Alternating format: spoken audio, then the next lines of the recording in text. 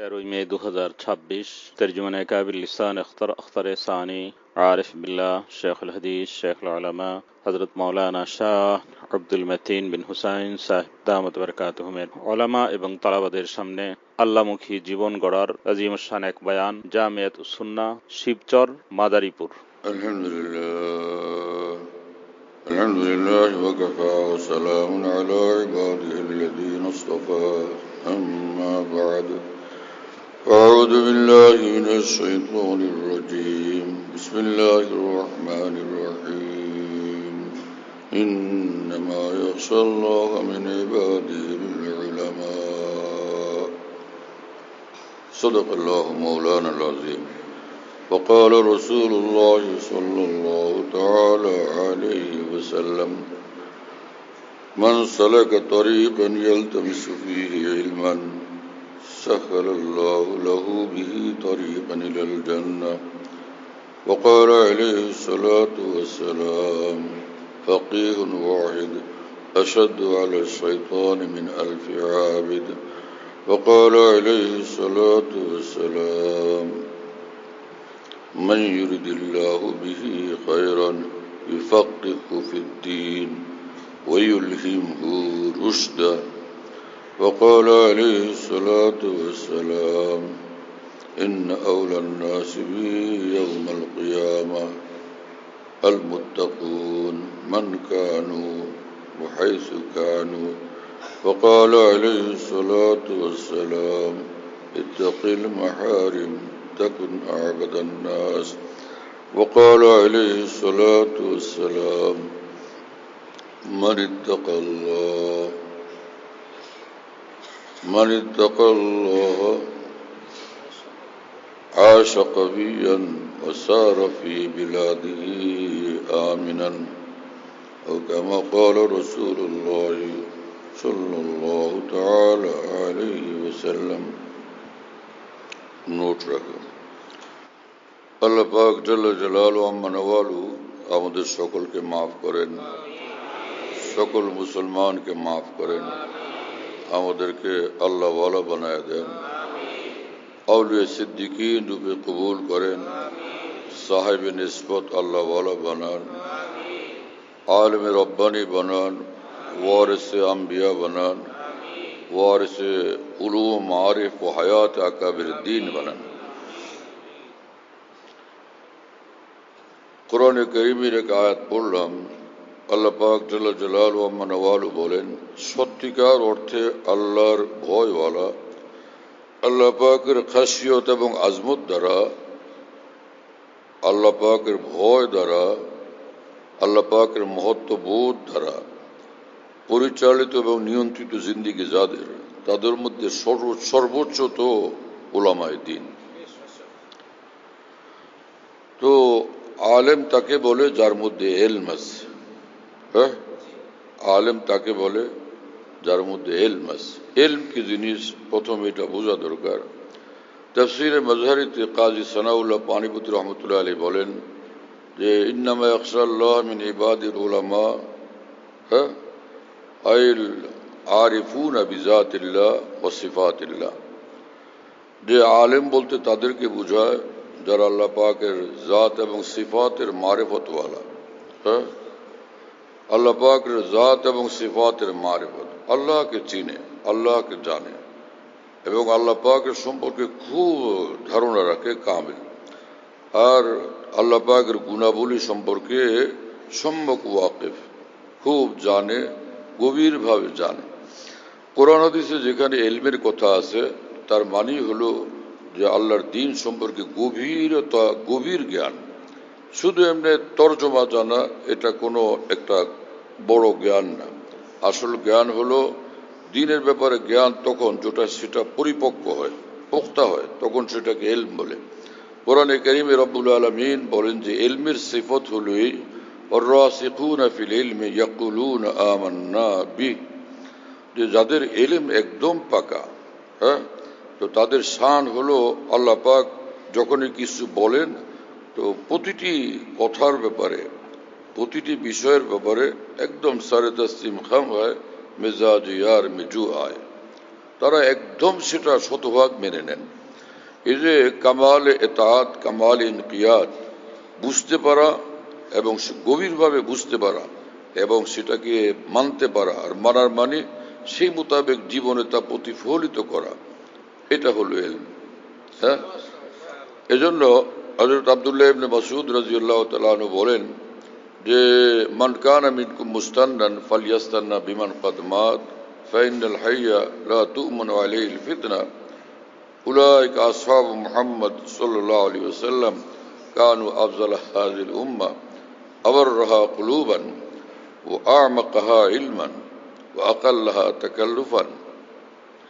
আব্দুল্লাহ ইবনে মাসউদ রাদিয়াল্লাহু তাআলা আনহু বলেন যে জীবন গড়ার জন্য যাদেরকে আমাদের জীবনে ফলো করতে হবে, যাদের ইলম, আমল এবং জীবনধারাকে ফলো করতে হবে, তারা হচ্ছেন মুহাম্মদুর রাসূলুল্লাহ সাল্লাল্লাহু আলাইহি ওয়াসাল্লামের সাহাবায়ে কেরাম।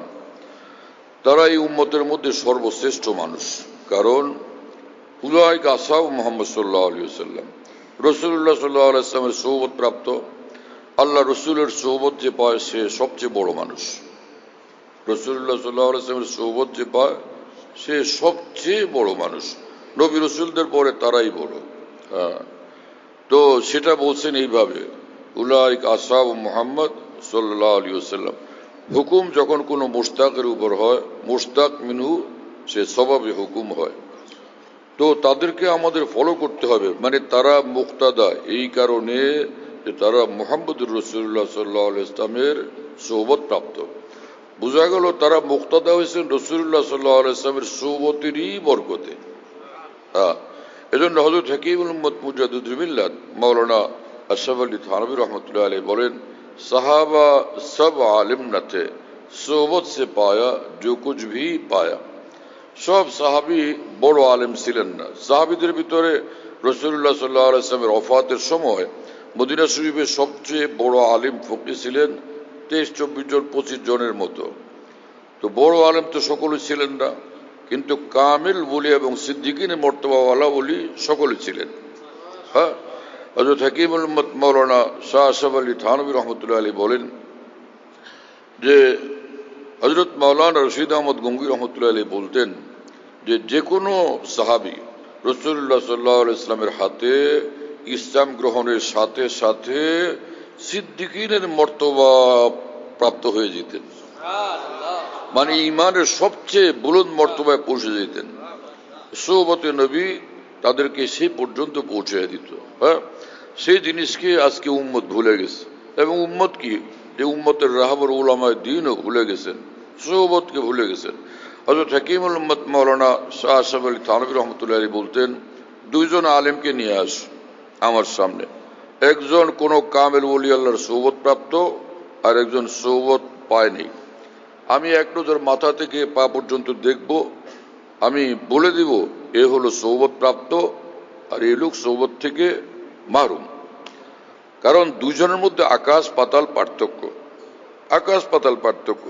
যিনি সোহবতওয়ালা, ওই কামেল ওলির নূর আর নূরের আসার তার চেহারা থেকে, তার পুরো চেহারার মধ্যে এবং তার জীবনে সেটা প্রতিফলিত থাকে।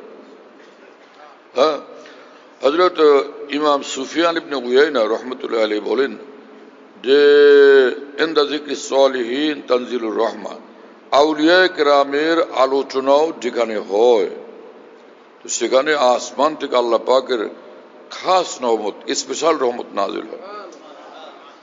কোরআন হাদিসের তরজমার জন্য ব্যাপক ইলম দরকার।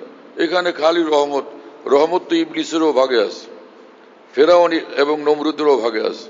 যে আউলিয়া কেরামের আলোচনার প্রেক্ষিতে যে আলোচনার মওকাতে যে রহমত নাজিল হয় সেটা আম রহমত না, খাস রহমত। আর খাস রহমত যাদের ভাগ্যে জুটে, খাস মানুষ তারা হয়। হ্যাঁ, পুঁটি মাছ খায়, মলা মাছ খায়, কাসকি মাছ খায়, তারও স্বাস্থ্য ভালো। আর যে পদ্মার ইলিশ খায়, পদ্মার বড় বড় পাঙ্গাস খায়, তেল ভরা, হ্যাঁ, পদ্মার আইর খায়, ওরও কি ওই কাসকি মাছওয়ালার মতো স্বাস্থ্য? যে যারা সাধারণ মানুষ গাঁও গ্রামে থাকে, বস্তিতে থাকে, তাদের বাচ্চা কাচ্চাকে দেখলে একরকম লাগে। আর যারা গুলশান বনানীতে থাকে ওই সকল মানুষের কাচ্চাকে দেখলেই দেখা যায় একদম তাজা তরতাজা শরীর, খুব স্বাস্থ্যবান, সুঠাম দেহ, নাদুস টুদুস। তো আউলিয়া কেরামের সোহবতে বসলে, তাদের সঙ্গে বসলে আল্লাহ পাকের যে রহমতে খাস আর নুজুল হয়, এর দ্বারা খাস বান্দা তৈরি হয়। হ্যাঁ, আল্লাহ পাকের খাস আউলিয়া তৈরি হয়। এটাই তরিকা, এটাই নিয়ম। হযরত হাকিমুল উম্মত থানভী বলেন যে সব সাহাবী বড় আলেম ছিলেন না, কিন্তু সোহবতে রাসূল সাল্লাল্লাহু আলাইহি ওয়াসাল্লামের বরকতে যা পাওয়ার সবটা পেয়ে গেছেন। আর তার মধ্যে দুই জিনিস বড়। হ্যাঁ, একটা হলো যে তাদের ইলম একদম সহি এবং গভীর। একটা হলো ইলম তাদের সহি এবং গভীর, আরেকটা হচ্ছে ইস্তেকামত, দ্বীনের উপরে একদম অটল, একদম অবিচল। হ্যাঁ, কুল আমানতু বিল্লাহি সুম্মা ইসতাকিম। এক সাহাবী আসলেন এবং বললেন, ইয়া রাসূলুল্লাহ, আপনার আল্লাহর দ্বীন সম্পর্কে আপনি আমাদেরকে ব্যাপক কিছু শিক্ষা দিলেন, কিন্তু এত কিছু ইয়াদ রাখবো কিভাবে? আপনি এমন একটা কথা বলেন ওটা ধরি কামিয়াব হয়ে যায়। রাসূলুল্লাহ সাল্লাল্লাহু আলাইহি ওয়াসাল্লাম বললেন, বলো আমানতু বিল্লাহ সুম্মা ইসতাকিম, বলো আমি আল্লাহর উপরে নিজেকে উৎসর্গ করলাম এবং সে এক আল্লাহর কথা এবং সন্তুষ্টি আর পছন্দের উপরে পুরা জীবনে আমি একদম জমে থাকবো, অটল অবিচল থাকবো।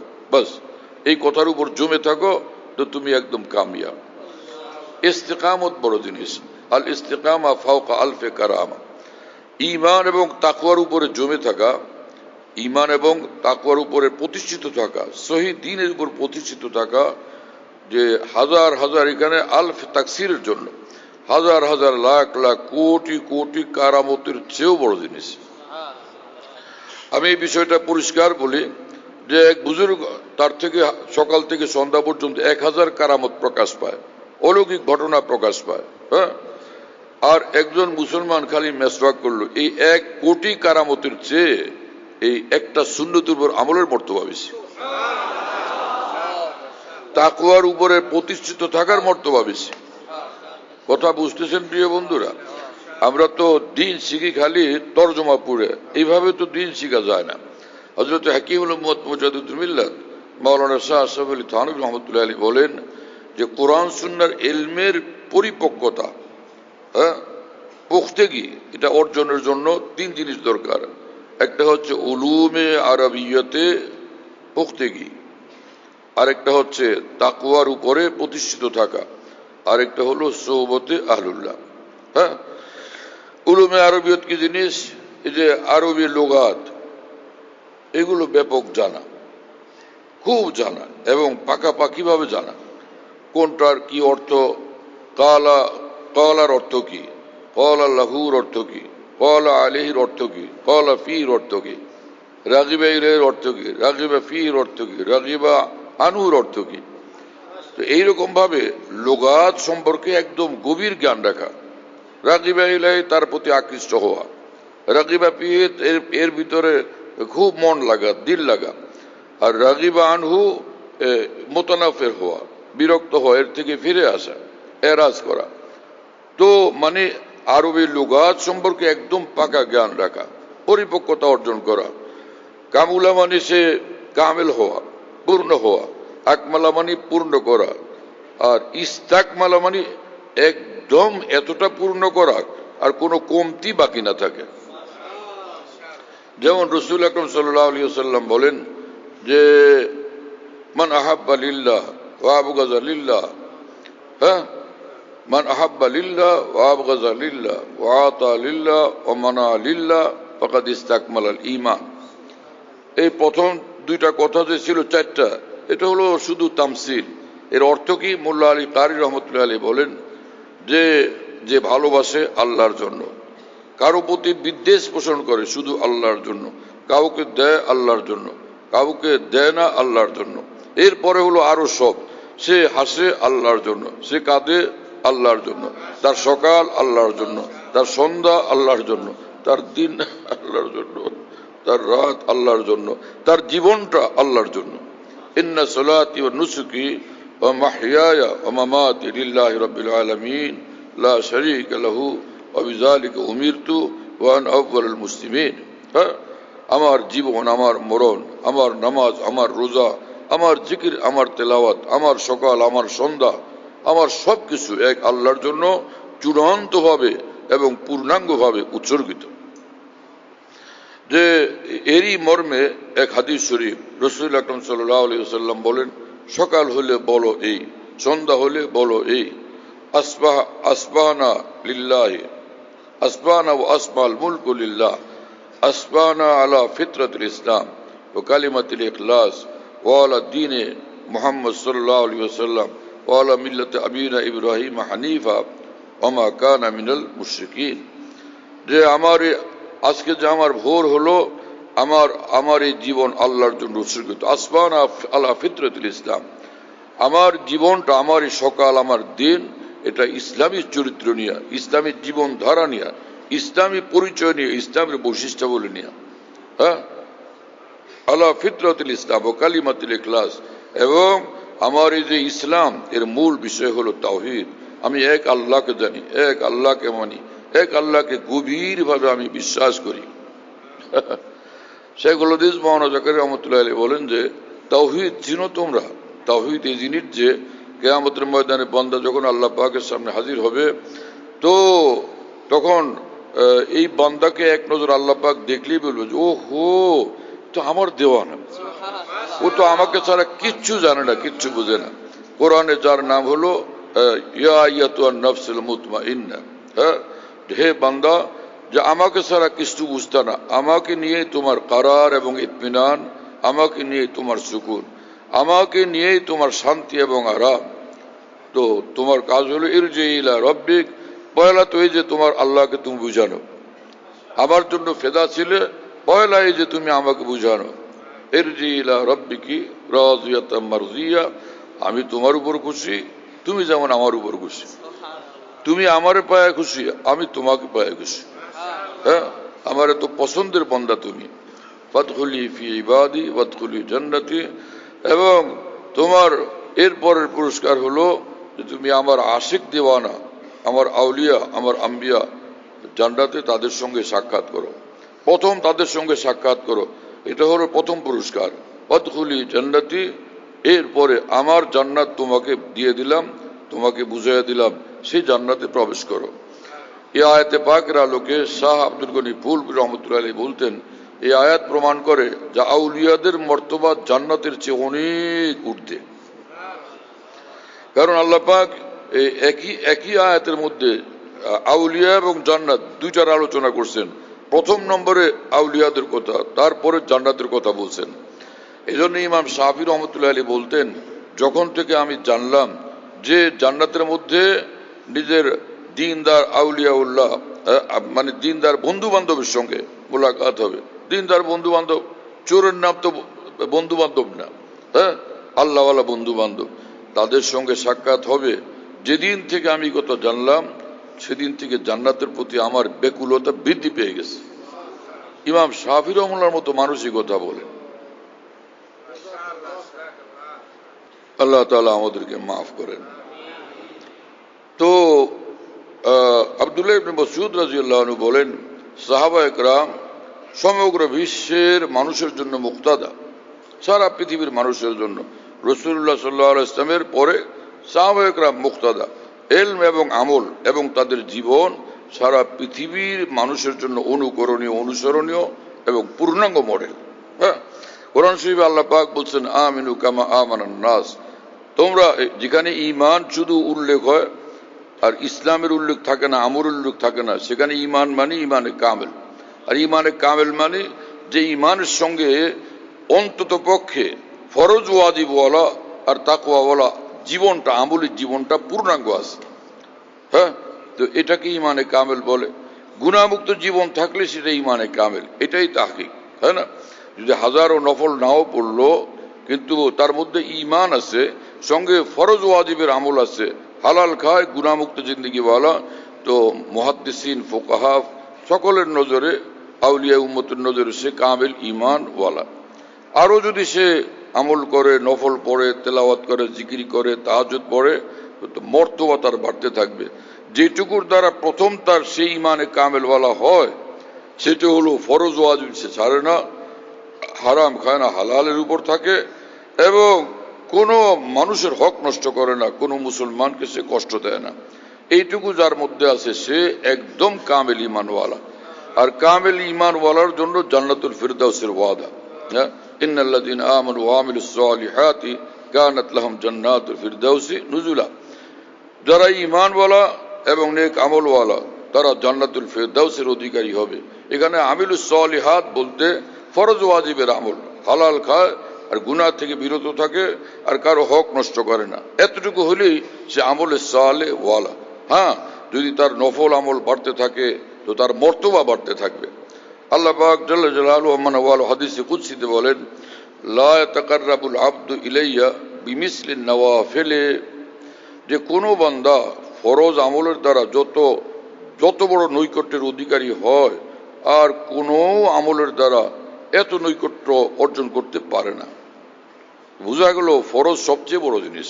হ্যাঁ, এজন্য হাকিমুল উম্মত মাওলানা শাহ সাহেব আলী থানভী রহমতুল্লাহ আলাইহি বলেন যে কোনো মানুষ যদি শুধু এতটুকু করে যে যা কিছু ফরজ ওয়াজিব আমল এটার উপর আমল করে আর নফস তাকাজা করে গুনার, কষ্ট করে গুনাহ থেকে বিরত থাকে, এইটুকু আমল যে মজবুত ভাবে ধরে আর তার কিচ্ছুই করতে হবে না। কেন?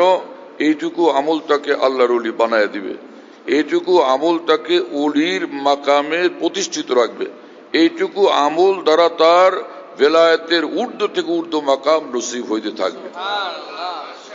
হযরত হাকিমুল উম্মতের ভাষায়, वो जरा सी बात जो हासिल है तसव्वुफ का ये है कि जिस तौत में सुस्ती महसूस हो सुस्ती का मुकाबला करके उस तौत को करे, और जिस गुनाह का दिल में तकाजा हो तकाजे का मुकाबला करके उस गुनाह से बचे।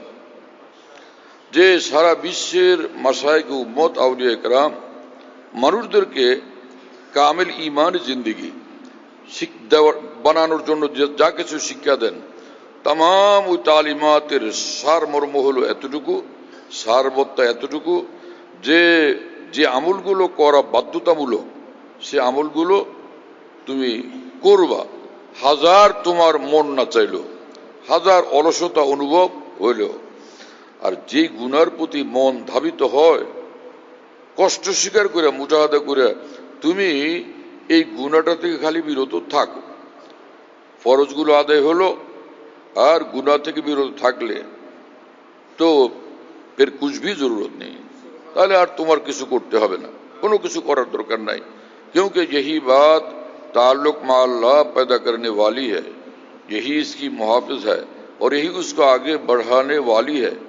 কারণ এইটুকু আমল তোমাকে ওলি আল্লাহ বানাবে, এইটুকু আমল তোমার ওলির মাকাম মাহফুজ রাখবে, সংরক্ষিত রাখবে, আর এইটুকু আমল বেলায়েতের মাকামাতের ঊর্ধ্ব থেকে ঊর্ধ্বে তোমাকে পৌঁছাতে থাকবে। কি কথা! এবং আমি নিজ কানে শুনছি ঢাকার বাইতুল মুকাররমের সামনে, তখন তো ময়দান খোলা ছিল, খোলা ময়দান ছিল, হাকিমুল ইসলাম কারি তৈয়ব সাহেব রহমাল্লাহ বয়ান করতেছিলেন। তো তিনি, আমি তখন লালবাগ মাদ্রাসায় ছাত্র, হযরত বললেন যে শেষ জমানার মুসলমান ভাইয়েরা, আমি আপনাদেরকে একটা কথা বলি যে যদি আপনারা খালি ফরজ ওয়াজিব আমলগুলো করেন আর এক একটা গুনাহ থেকে বাঁচেন, এইটুকু কাজ করলে নিঃসন্দেহে আপনারা এক একজন এই জমানার জুনায়েদ বাগদাদি, এই জমানার বায়েজিদ বুস্তামি। আমি লালবাগ মাদ্রাসায় পড়ি, ছাত্র জীবনের আমার অবস্থা ছিল মাদ্রাসার চার দেওয়ালের ভিতরে থাকার পড়াশোনা করা, বাস খতম। আর বাইরের দুনিয়া থেকে বেখবর ছিলাম। তো হাকিমুল ইসলাম রহমুল্লাহর কথা শুনলাম, এত বড় মানুষ যিনি হুজ্জতুল ইসলাম মাওলানা কাসেম নানতুবী রহমতুল্লাহ আলাইহির উলু মারেফের হামিল নাসির এবং জবানে কাসেম নানতুবী যার পরিচয় লকব, সেই মানুষের জবানের কথা দিল বড় মুতাসির হলো, দিলে গেঁথে গেল। কিন্তু আর বড়দের কথা শুনলে আলহামদুলিল্লাহ আল্লাহ পাকের করম যে দিল কবুল করত আর অন্য কিছু খেয়ালও আসতো না। কিন্তু ভাবলাম যে বাপ রে, আশ্চর্যের বিষয়, এইটুকু করলে ওলি আল্লাহ হয়ে যাবে। বড় পীর জিলানী ওলি আল্লাহ, মুজাদ্দিদ আল বিসানি ওলি আল্লাহ, খাজা মঈনুদ্দিন চিশতি ওলি আল্লাহ, ইমাম গাজ্জালি ওলি আল্লাহ। আর আমি ফরজ ওয়াজিব আদায় করবো, গুনাহ থেকে বাঁচবো, আমি হয়ে যাবো ওলি আল্লাহ। আজীব কথা।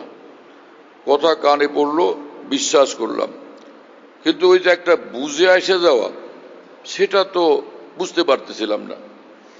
এরপরে আলহামদুলিল্লাহ দাওরা হাদিসের বছর বিশ্ববিখ্যাত আরেফ বুজুর্গ হযরত মাওলানা শাহ হাকিম মোহাম্মদ আখতার সাহেব রহমুল্লাহর বয়ান শুনলাম।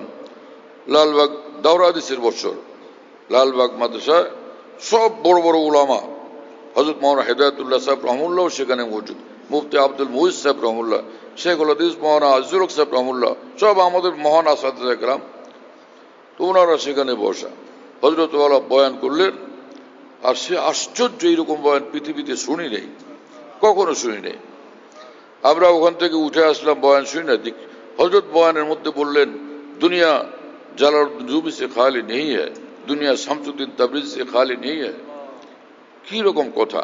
ওখান থেকে উঠে এসে আমার উস্তাদ মাওলানা আব্দুল মজিদ ঢাকা হুজুর রহমাল্লাহ, যিনি হাকিমুল উম্মতের সুদীর্ঘ সোহবত প্রাপ্ত, সেই জমানার দারুল দেওবন্দের আকাবিরের শাগির্দ, হাকিমুল উম্মতের সুদীর্ঘ সোহবত প্রাপ্ত, তিনি আমাদের সবকে আসলেন এবং বললেন যে দেখো, যে আমি সবকে বলেন নাই, পরে বলছিলেন, আমাকে বলছিলেন যে দেখো হযরত ওয়ালা বলেন কি, যে দুনিয়া শামসুদ্দিন তাবরিজি থেকে খালি না, জালালউদ্দিন রুমি থেকে খালি না। আমি হযরতের কাছে দরখাস্ত লিখছি, আপনি জালালউদ্দিন রুমি, আপনি শামসুদ্দিন তাবরিজি, আমাকে বায়াত করেন। এবং ঢাকু হুজুর আমাকে বললেন একলা একলা দাঁড়ায়, বললেন যে দেখো হাকিমুল উম্মতের ওখান থেকে আসছি, পরে আর কোথাও দিল লাগে না, কোথাও দিল লাগে না। হ্যাঁ, অপেক্ষায় ছিলাম যে কোন জালালউদ্দিন রুমিকে পাইলে বায়াত হবো। আমার দিল গাওয়াহি দেয়নি, জালালউদ্দিন রুমি বায়াত হয়ে গেছে। আমার উস্তাদ মাওলানা সালাউদ্দিন সাহেব রহমতুল্লাহ আলাইহি আমাকে ডাকলেন, খবর দিলেন। আমি বুঝলাম যে এই বুজুর্গের সঙ্গে বায়াত করাবেন। তা আমি মাওলানা সালাউদ্দিন সাহেব রহমতুল্লাহর সঙ্গে আমার স্থায়ী তাল্লুক ছিল সর্বেকায়া থেকে। তা আমি ভাবলাম একজন থেকে যা পাইতেছি এটা এখনো তো শেষ করতে পারিনি, আরেক জায়গায় যাওয়ার কি অর্থ হয়। তা আমি যাইনি। পরে কয়েকজনে দৌড়ে আসছে, বলে যে হুজুর ভীষণ খেপছেন আপনার উপরে, ওরে ডাকে আসে না কেন। আমি দৌড়, একদম ভীষণ দৌড় দিছি। দেখলাম যে দফতরে ইহতিমাম লালবাগের সেদিক থেকে সিঁড়ি থেকে হুজুর তীব্র গতিতে নামতেছেন, বিদ্যুৎ গতিতে। আর আমাকে দিকে এত জোরে ধমক দিচ্ছেন, যাকে বলে বজ্রপাত, ভীষণ জোরে ধমক দিচ্ছেন। কোথায় ছিলা তুমি? এত খুঁজতেছি পাই না। আমি তো যা বলার ছিল আর বলার কোনো সুযোগ নেই, যাও হযরতের কাছে বায়াত হও। আল্লাহ তাআলা এই আল্লাহওয়ালাকে জান্নাতুল ফিরদাউসের সর্বোচ্চ মাকাম দেন। এই মানুষটার এহসান আমার জীবনের উপরে কি পরিমাণ, এটা আমি কোনোদিন ব্যক্ত করতে পারবো না, বুঝায় বলতে পারবো না। আমার সমগ্র জীবনের উপর তার এহসান, হযরত মাওলানা সালাউদ্দিন সাহেব রহমতুল্লাহ। আর তার জীবনের উপর সবচেয়ে বড় এহসান হযরত মাওলানা শামসুল হক ফরিদপুর রহমতুল্লাহ আলাইহি। আমার এই উস্তাদ যখনই কোনো কথা বলতেন নসিহতমূলক, হযরত মাওলানা শামসুল হক ফরিদপুর রহমতুল্লাহর নাম আসলেই ফুফায় ফুফায় কাঁদতে থাকতেন, দুই চোখ থেকে অশ্রু ধারা প্রবাহিত হইত। আমি তখন সরেজামি পড়ি, হ্যাঁ কাফিয়া পড়ি, সরেজামি পড়ি। ভাবতাম যে কি হলো, এই মানুষ কে যার কথা বলতে তিনি এত কাঁদেন। পরে তো ধীরে ধীরে জানলাম যে আহা কত বড় মানুষ। হযরত মাওলানা শামসুল হক ফরিদপুর রহমতুল্লাহ আলাইহির কথা আসলো, তাই একটু বলি। কি আর আমাদের আহলুল্লাহ আকাবিরদের কথা আলোচনা করা। আল্লাহ পাক তাদের ফয়জ ও বারাকাত, তাদের ঈমানের নূরে কামেল আমাদেরকে নসিব করেন, তাদের দ্বীনে কামেলের নূর আল্লাহ আমাদের জীবনে দান করেন। হাফেজ হুজুর রহমতুল্লাহ আলাইহি একবার আমাদেরকে বললেন যে সদর সাহেব রহমতুল্লাহ, এই মানুষটাকে সদর সাহেব বলা হইতো হযরত মাওলানা শামসুল হক ফরিদপুর রহমতুল্লাহকে। এখনকার প্রজন্ম যেহেতু জানে না, আমরা মজবুরান হযরত মাওলানা শামসুল হক ফরিদপুর রহমতুল্লাহ যদিও বলি, কিন্তু এটা বলতে ইচ্ছা করে না। সদর সাহেব হুজুরই বলতে ইচ্ছা করে, কিন্তু লোক জানে না, তাই মজবুর হয়ে বলি। হাফেজ হুজুর রহমতুল্লাহ আলাইহি বলেন যে সদর সাহেব রহমতুল্লাহর ইন্তেকালের পর গহরডাঙ্গা গেলাম, মসজিদের পিছনে সদর সাহেব হুজুরের কবর জিয়ারত করলাম। রাত্রিবেলা মসজিদের পাশে, কবরের পাশে হেফজখানায় শুয়ে থাকলাম। কিরে এত খুশবু কোত্থেকে আসে? এই খুশবু তো কোনো দোকানে পাওয়ার খুশবু মনে হচ্ছে না। খুশবু কিসের? আমি উঠলাম এবং সদর শাহ হুজুরের কাঁচা কবরের কাছে গেলাম, কবরের মাটি হাতে নিয়ে ছুঁয়ে দেখি এই কবরের মাটি থেকেই খুশবু আসতেছে। আল্লাহু আকবার, কি মানুষ ছিলেন তারা, সুবহানাল্লাহ। মুফতি শফি সাহেব রহমতুল্লাহ আলী হযরত মাওলানা শামসুল হক ফরিদপুর রহমাতুল্লাহকে বলছেন, ভাই আপনি নিজেকে এত গোপন করছেন, এত বেশি গোপন করছেন, আপনি তো হাকিম উম্মতের নিশ্চয়ই খেলাফত পাওয়ার যোগ্য, কিন্তু হযরত আপনাকে খেলাফত দেন নাই, আপনার সাথে হাবিজ হুজুরকে খেলাফত দিয়েছেন। আপনি নিজেকে এত লুকাইছেন, এত গোপন করছেন ভাই। আর হাফিজ হুজুর রহমতুল্লাহ খেলাফত প্রাপ্ত ছিলেন, সদর শাহ হুজুর হাকিম উম্মতের খেলাফত প্রাপ্ত ছিলেন না। কিন্তু এত সত্ত্বেও হযরত হাফিজ হুজুর রহমতুল্লাহ সারা জীবন বলতেন, আমার বড় ভাই শামসুল হক সাহেব, আমার বড় ভাই সদর শাহ হুজুর। হ্যাঁ, হাফিজ হুজুর সারা জীবন সদর শাহ হুজুরকে শ্রদ্ধা করতেন। এই হলো আমাদের আকাবির দিনের শান, আবদিয়ত ফানাইয়ত তাদের জীবনের শ্রেষ্ঠ দৌলত। হ্যাঁ, कुछ हो ना मेरा जिल्लत खारी का सबब है, यह है मेरा एजाज कि मैं कुछ भी नहीं हूँ, और इस पर है मुझे नाज कि मैं कुछ भी नहीं हूँ। আমাদের মহান আকাবির দিনের জীবনের শ্রেষ্ঠ বৈশিষ্ট্য হলো পৃথিবীর শ্রেষ্ঠ আলেম, শ্রেষ্ঠ ফকির, শ্রেষ্ঠ ওলি অসত্য নিজেকে মনে করতেন আমি কিচ্ছুই না। হুজ্জতুল ইসলাম মাওলানা কাসিম নানতুবি রহমতুল্লাহ বলতেন যে 2 হরফ ইলমে দিন শিখার কারণে মানুষ আমাকে চিনে, জানে এবং আসে। আমি মজবুর হই দিনের কথা, ইলমের কথা তাদেরকে বলতে। যদি আমার ইলমে দিনের 2 হরফের পরিচয়টা আমার গায়ে, আমার জীবনে না লাগতো, তো দুনিয়া থেকে এইভাবে চলে যেতাম, किसी को पता भी न चलता कि कासिम नान का कोई इस मोहल्ले में आया भी था। দুনিয়ার কোনো মানুষ জানতো না কাসেম নামের একটা লোক এই মহল্লায় আসছিল, এই বস্তিতে, ইস বস্তি মে আয়া থা, এই বস্তিতে আসছিল। একটা লুঙ্গি পরতেন উপরে আর একটা লুঙ্গি নিচে পরতেন, 2 লুঙ্গি, এইভাবে চলতেন। মানুষ দেখলে মনে করতো কোনো আম মানুষ। কেউ হযরতকে এরকম আলেমে দ্বীন মনে করবার কোনো সুযোগই থাকতো না। এইরকমও কত ঘটনা বলি আছে। আর ওয়াহ সালাসা কিতাবে আছে যে হুজ্জতুল ইসলাম মাওলানা কাসিম নানতুবি পৃথিবীর শ্রেষ্ঠ আলেমে দ্বীন ছিলেন। মাওলানা রশিদ আহমদ গঙ্গুই রহমতুল্লাহ আলাইহি বলতেন যে মাওলানা গঙ্গুই সেই মানুষ। হাকিমুল উম্মত থানভী বলতেন, আমি হাজী ইমদাদুল্লাহ সাহেব রহমতুল্লাহর হাতে বায়াত হয়েছি মাওলানা গঙ্গুইর কারণে। আমি দেখলাম যে মাওলানা গঙ্গুই আমার নজরে পৃথিবীর সবচেয়ে বড় আলেম, আর তিনি হাজী ইমদাদুল্লাহ সাহেবের হাতে বায়াত, তাহলে তিনি কত বড়, সেজন্য আমি গিয়ে ওখানে বায়াত হয়েছি। আর মাওলানা কাসিম নানতুবি রহমতুল্লাহ আলাইহি বলতেন, लोग हाजी साहब के पास जाते हैं उनकी बुजुर्गी देखकर, और कासिम उनके पास जाता है और दबता है कि हजरत का इल्म देखकर, हाजी साहब का इल्म देखकर। মানুষ, দুনিয়ার মানুষ হাজী ইমদাদুল্লাহ সাহেবের নিকট যায়, সে হাজী সাহেবের বুজুর্গি দেখে, আল্লাহ রে কত বড় বুজুর্গ, ওনার বুজুর্গির ঘটনা বলি আজিব আজিব অনেক। তো আমি যাই সেখানে হযরতের ইলম দেখে, কত বড় আলেম তিনি, আজীব মামলা। আর ওইদিকে মাওলানা কাসিম নানতুবি রহমতুল্লাহ আলাইহি একবার বললেন হযরত মাওলানা রশিদ আহমদ গঙ্গুইকে যে মাওলানা কাসিম নানতুবি রহমতুল্লাহ বললেন যে আপনাকে আল্লাহ কি বানাইছে? আল্লাহ রে আল্লাহ রে আল্লাহ, এত বড় ফকিহ। হ্যাঁ, আল্লামা আনোয়ার শাহ কাশ্মীর রহমতুল্লাহ বলতেন ইবনে আবিদিন শামীর চেয়ে হযরত মাওলানা রশিদ আহমদ গঙ্গুই বড় ফকিহ ছিলেন আর উচ্চ মানের ফকিহ ছিলেন। হযরত মাওলানা কাসিম নানতুবি তাই বললেন, তা আপনার ফিকহ দেখা, তা আপনি যে কত বড় ফকিহ এটা দেখা তো আমার বড় ইচ্ছা লাগে, বুঝে রস কোথায়, আমার বড় ইচ্ছা লাগে। সাথে সাথেই হযরত মাওলানা গঙ্গুই বললেন, আমি কয়টা মসলা মাসাইল মুখস্থ হয়েছে তা আপনার ইচ্ছা লাগতে শুরু করছে, আর আপনার ইলম তো এই পরিমাণ যে আপনার ইলমের উচ্চতা আমি যখন দেখতে চাই আমার মাথার টুপি পড়ে যাবে পিছন থেকে, এত উঠছে আপনার ইলম। আর আমার তো কোনোদিন একটু ইচ্ছা লাগে না, কারণ আমি জানি যে এই পর্যন্ত আমরা পৌঁছা সম্ভবই না, আমি ইচ্ছা করে লাভটা কি? কি মানুষ, আহা। হ্যাঁ, হাকিমুল উম্মত থানভী ওনাদের দুজনের সম্পর্কে বলতেন, আমার এই হযরত ইমাম গজ্জালি, ইমাম ফখরুদ্দিন রাজি সে কম না থে। আমাদের এই মহান আকাবির তারা ইমাম গজ্জালি, ইমাম ফখরুদ্দিন রাজি থেকে কোনো অংশেই কম ছিলেন না। হ্যাঁ, মাওলানা আব্দুল বারী নদভী রহমতুল্লাহ আলাইহি বলেন হাকিমুল উম্মত থানভীর উলুম মারিফ সম্পর্কে যে হাকিমুল উম্মত মাওলানা থানভীর উলুম মারিফ দেখলে মনে হয় এই মানুষ নিশ্চয়ই ইমাম গাজ্জালির চেয়ে অনেক ঊর্ধ্বের মাকামের ছিলেন। এই কয়েকদিন আগে দেখলাম এই মৌলভী, মন তো বলতো এই কথা হামেশা, কিন্তু কারো রেফারেন্সে বলতে চাইতাম। শুনতেছেন প্রিয় বন্ধুরা, আমাদের কি আকাবের দিন, আমরা কোথায় আছি, কোথায় ঘুমায় মরতেছি আমরা, এই হলো আমাদের অবস্থা। হ্যাঁ, এত আমাদের মহান আকাবের দিন, তাদের পরিচয় আমাদের জীবনের শ্রেষ্ঠ পরিচয়, আর সেই সব বাদ দিয়া কোথায় জংলা ঝাড়ে আমরা দৌড়ে বেড়াইছি। তো ভারতে এক কবি ছিলেন রমজি আটাবি রহমতুল্লাহ আলী। হ্যাঁ, হাকিমুল উম্মত থানফির যে হাতে গড়া মানুষ হযরত হাকিমুল উম্মতের মুজাহির খোলাফায়ে কেরাম, তাদের সম্পর্কে বিখ্যাত কবি রমজি আটাবি বলছিলেন, ये खुद्दाम शरीयत है जो मानंद पैगंबर है। ये শরীয়তেরই খাদেম, এদেরকে দেখলে মনে হয় এক একজন সে, ভাই মাইকের আওয়াজ একটু বাড়ান, না হলে কথা বলতে কষ্ট হয়।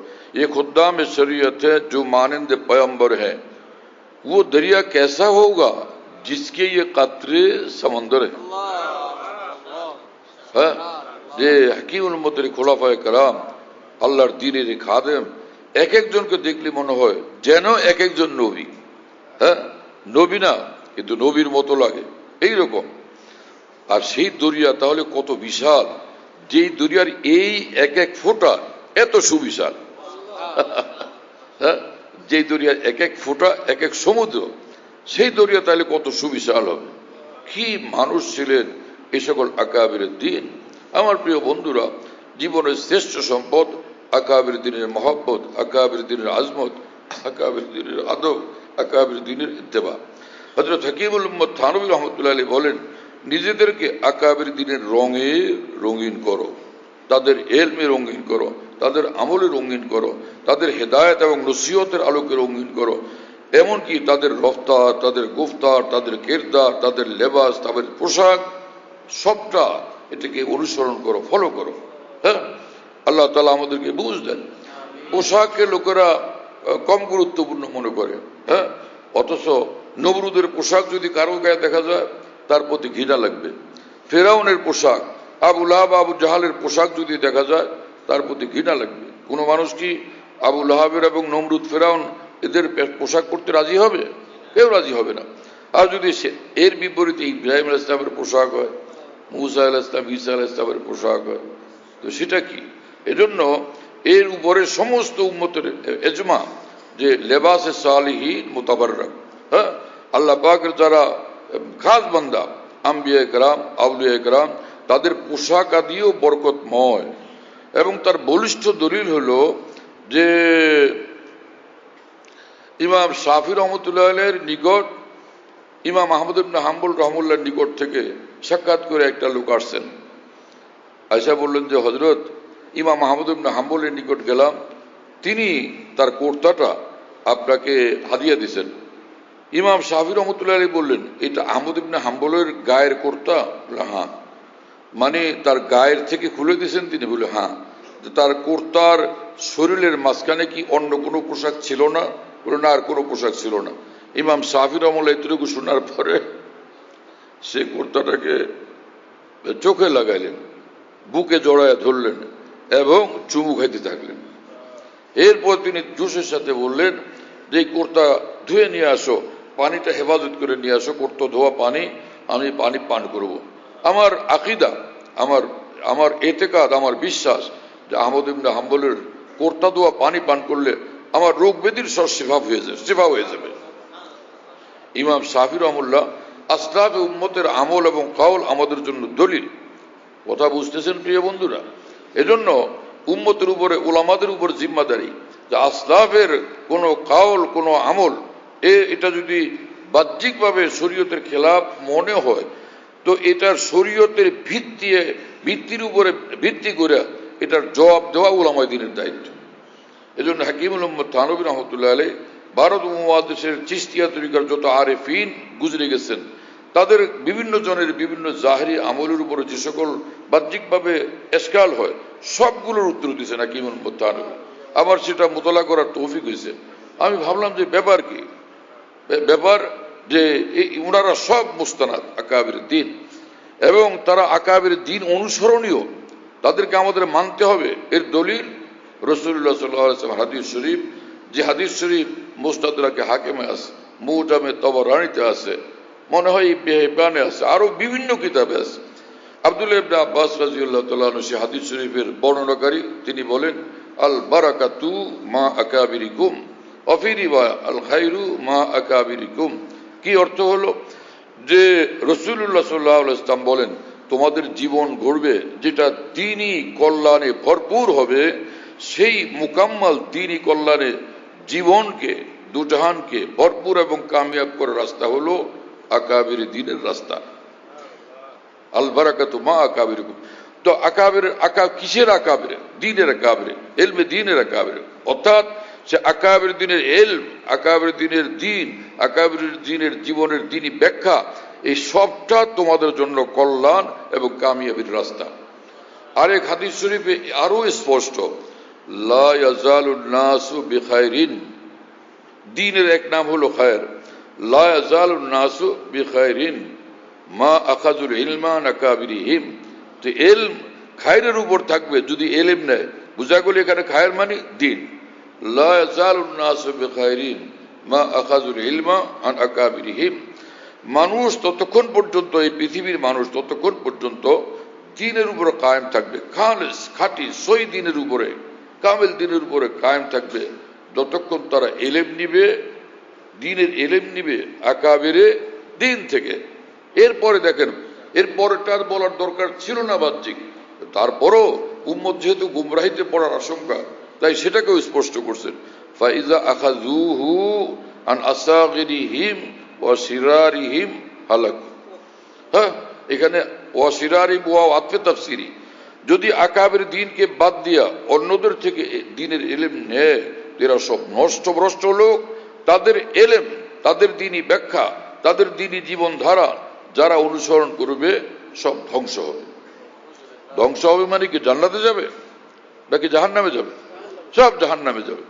এজন্য আমাদের উলামায়ে দ্বীনের জন্য কিভাবে শোভা পায় যে যারা একদমই নষ্ট ভ্রষ্ট গুমরা, তাদের পিছনে পিছনে ছুটতে থাকা, তাদেরকে মুক্তাদা বানানো, তাদের পিছনে দৌড়াতে থাকা, এটা কিভাবে জায়েজ হয়, কিভাবে সম্ভব হয়?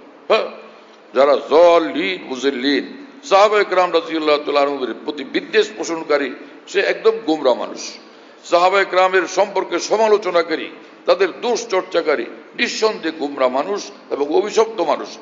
জীবনের কোনো অংশে তাদেরকে অনুসরণ করা কোনোভাবেই বৈধ না, কোনোভাবেই জায়েজ নেই।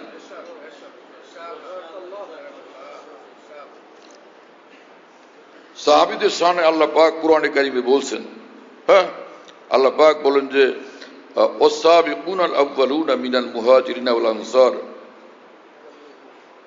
যে সাহাবা, ভাই কথা বলো কেন?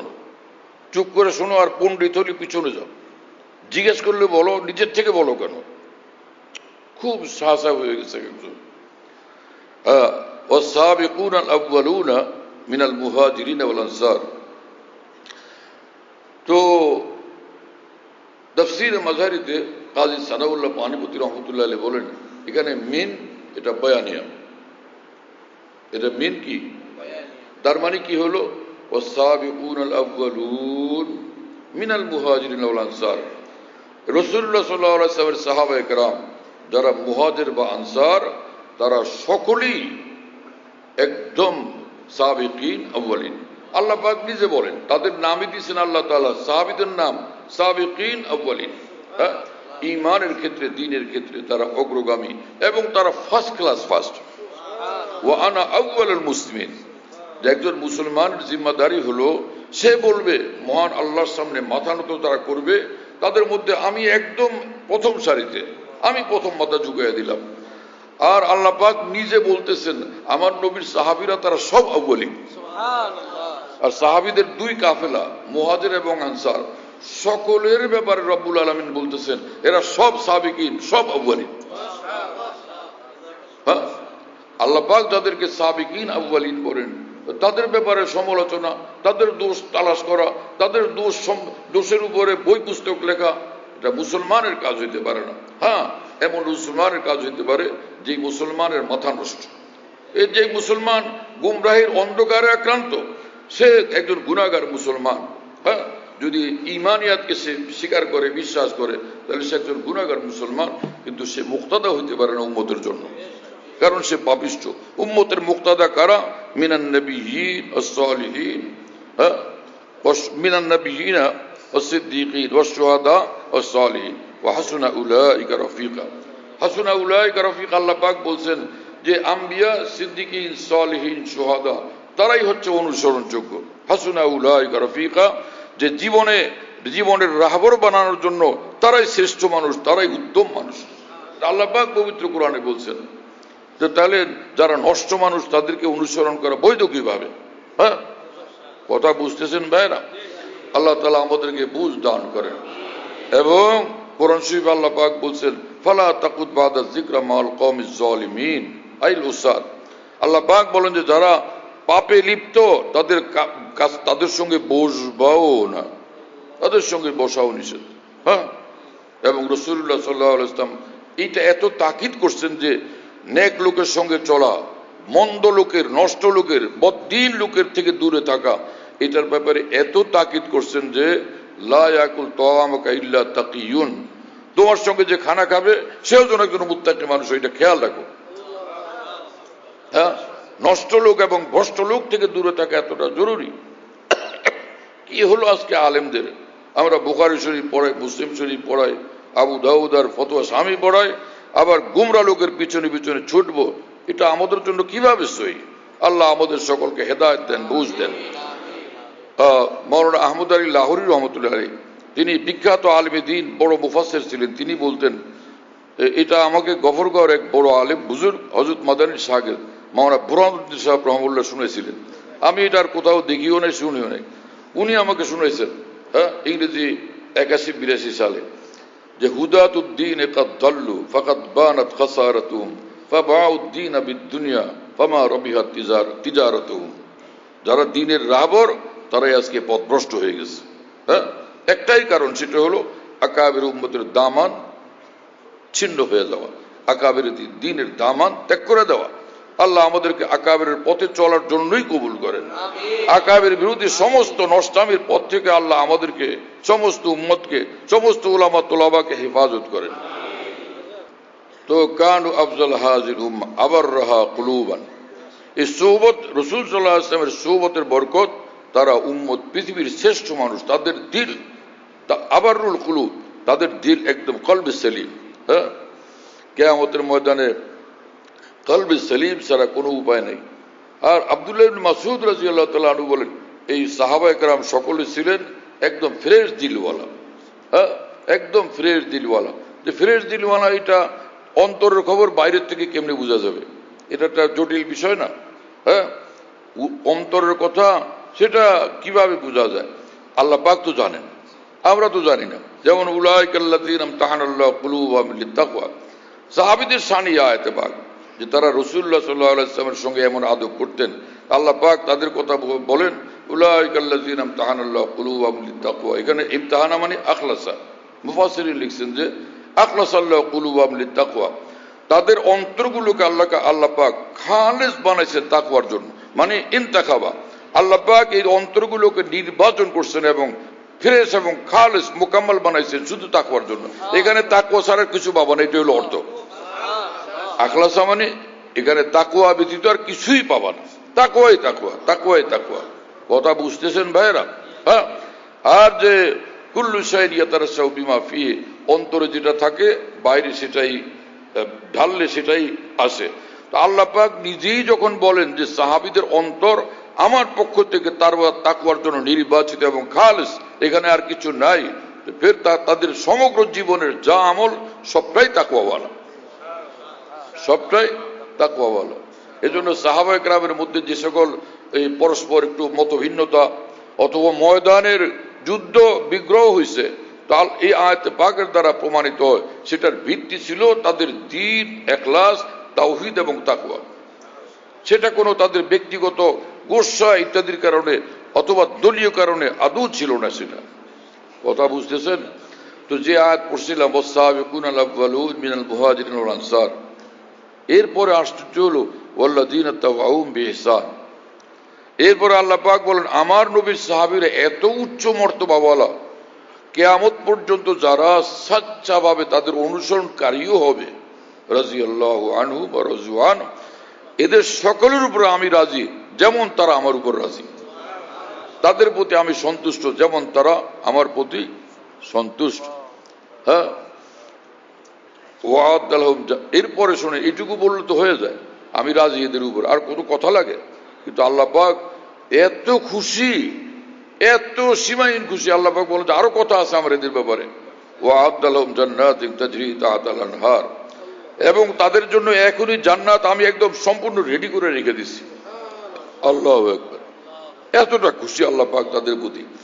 এজন্য এই আয়াতে পাকে যে আছে রাদিয়াল্লাহু আনহু ওয়া রাযওয়ান, যে আমি যখন উসুলুল শাসি পড়ি, হ্যাঁ এই ছোটবেলা উসুলুল শাসি পড়ি, আমার যে উসুলুল শাসিটা ছিল এরকম লম্বা আর আরবি হাওয়াসিওয়ালা, আর ওখানে দেখলাম যে রাদিয়াল্লাহু আনহু, ওই যে রাদিয়াল্লাহু আর কি ইমাম আবু হানিফা রাহিমাহুল্লাহর নাম আসলে পরে ওখানে দেখি রাদিয়াল্লাহু আনহু লিখছে।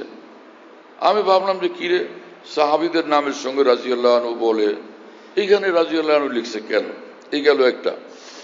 আর উসুলুল শাসি পড়ছি আমি বরিশাল মাহমুদিয়া, বরিশাল মাহমুদিয়ার থেকে একদিন বাজার রোডে আর কি শহরে আসলাম, এক লোক মাইকে ঘোষণা করতেছে যে আমাদের এখানে অমুক জায়গাতে এত তারিখে আলোচনা সভা হবে, হযরত খাদেম মঈনুদ্দিন চিশতি রাদিয়াল্লাহু আনহুর জীবনীর আলোচনা হবে। তালবেলে মানুষ, আমি ভাবলাম যে সেখানে রাদিয়াল্লাহু আনহু কি ব্যাপার। যাই হোক, কাউকে জিজ্ঞেস করি না, কারণ ছাত্রবর জীবনে দেখতাম যে কোনো প্রশ্ন জিজ্ঞেস করলে কেউ উত্তর দিতে পারে না। এক মহা পেরেশানি ছিল, দ্বীনের যে বিষয়গুলো মুশকিল লাগতো এটার উত্তরদাতা খুঁজে পাওয়া মুশকিল হইতো। পরে এক সময় দেখলাম যে ইমাম আজম আবু হানিফা রাদিয়াল্লাহু আনহুর জীবনী, ওর মধ্যে ইমাম আবু হানিফা রাদিয়াল্লাহু আনহু, ইমাম আহমদ ইবনে হাম্বল রাহিমাহুল্লাহর জীবনী, দেখলাম যে ইমাম আহমদ ইবনে হাম্বল রাদিয়াল্লাহু আনহু, ইমাম শাফি রাদিয়াল্লাহু আনহু, সব রাদিয়াল্লাহু আনহু। এই রাদিয়াল্লাহু আনহুর দলিল কি? এই আয়াতে পাক, হ্যাঁ, যে সাহাবাদের শানে আল্লাহ পাক বলছেন রাদিয়াল্লাহু আনহুম ওয়া রাযওয়ান, আবার ওয়াল্লাযিনা তাবাউহুম বিইহসান রাদিয়াল্লাহু আনহুম ওয়া রাযওয়ান। বুঝা গেল উম্মতের যে সকল মুক্তাদা হযরত, হ্যাঁ, একদম উচ্চ লেভেলের এই উম্মতের বড় মানুষ যারা, ওই আকাবের দ্বীনের শানে রাদিয়াল্লাহু আনহু বলা এই আয়াতে পাক থেকে সাবিত।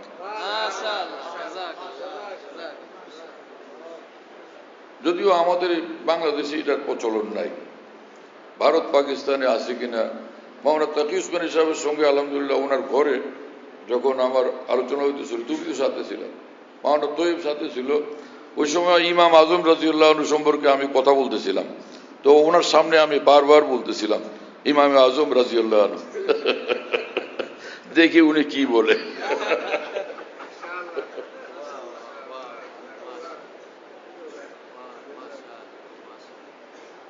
আল মুলতান খায়রুল মাদারিসে আমার বয়ান হচ্ছিল, তো বড় বড় উলামা মওজুদ ছিলেন, আল্লামা কারি হানিফ জালান্ধরি মওজুদ ছিলেন, উনি পাশে বসা। যখন আমি বললাম যে এই আয়াতে পাক থেকে সাবেত এই উম্মতের মুক্তাদা হযরতকে তাবিঈন তাবিঈন আমরা যাদেরকে রাদিয়াল্লাহু আনহু বলি, আয়াতে পাক থেকে, উনি খুব খুশি জোশে এসে গেছেন। যাই হোক, এটা তো এক বিষয় ছিল। তো এই আয়াতে পাকে কি জিনিস যে সাহাবা এত বড়, তাদের অনুসারীরাও এত বড়, হ্যাঁ, তাদের অনুসারীরাও এত বড়। এই আয়াতে পাক থেকে প্রমাণ হয় সাহাবাদের ফজিলত, তাবিঈনের ফজিলত, তাবিঈনের ফজিলত। এই আয়াতে পাক থেকে প্রমাণিত হয় যে যারা সাহাবীদের সাচ্চা মুত্তাবিন, তো তাবিঈন, তো তারাও উচ্চ মাকাম, আল্লাহ পাক তাদের জন্য সন্তুষ্টি ঘোষণা করছেন। আবার তাদের যারা সাচ্চা মুত্তাবিন, ওই যে বিইহসান ইলা ইয়াউমিল কিয়ামা, তাই না, ওয়াল্লাযিনা তাবাউহুম বিইহসান ইয়ানি ইলা ইয়াউমিল কিয়ামা, তো তারাও সে। তো এখানে তো আয়াতে পাক থেকে কমপক্ষে যারা রাসূল সাল্লাল্লাহু আলাইহি ওয়াসাল্লামের জমানার নিকটবর্তী, তারা তো সব রাদিয়াল্লাহু আনহু ওয়া রাযওয়ান। যেমন রাসূল পাক সাল্লাল্লাহু আলাইহি ওয়াসাল্লাম মনে হয় আয়াতে পাকেরই ব্যাখ্যা বলে দিয়েছেন, খায়রুল কুরুনি কারনি সুম্মাল্লাযিনা জালুনাহুম সুম্মাল্লাযিনা জালুনাহুম। কারণ রাসূল সাল্লাল্লাহু আলাইহি ওয়াসাল্লামের এক এক হাদিস কোরআনে পাকের কোনো না কোনো আয়াতের সেটা তাফসীর। বহরহাল, তো সাহাবায়ে কেরাম রাদিয়াল্লাহু তাআলা আনহুমের যে ইলম সেটা ছিল ওয়ামাকাহা আবররাহ কুলুবান ওয়ামাকাহা ইলমান, ইলম ছিল গভীরতাওয়ালা, এই জন্য আমরা যে এলেম পড়ি কোনো রকম একটু মুখস্থ করি, আর খালি মোবাইল, এটা সেটা, গল্প গুজব, রাজনীতি, পার্টি ইত্যাদি, দুনিয়ার ঝামেলা, এগুলো নিয়ে এইরকম করলে সেই তালবে ইলমের এলম আসবে কোত্থেকে? আর সে এলেম মজবুত হবে কিভাবে? সে এলেম পোক্তা হবে কিভাবে? আমাদের এক ওস্তাদ শুনেছিলেন ছাত্র জীবনে নসিহত, রাস্তা দিয়া বাদশা যাইতেছে, কি বুঝো নাই, রাস্তা দিয়া বাদশা যাইতেছে, সঙ্গে উজিরের দল।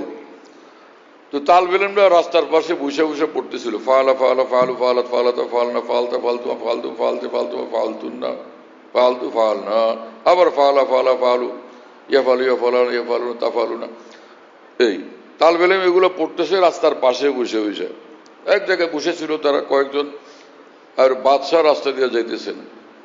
তো উজিররা ভীষণ বিরক্ত হয়েছেন, এগুলো মানুষ নাকি, বাদশাহ যাইতেছে আর তারা ফালা ফালা ফালু, এটা কোন ধরনের কথা?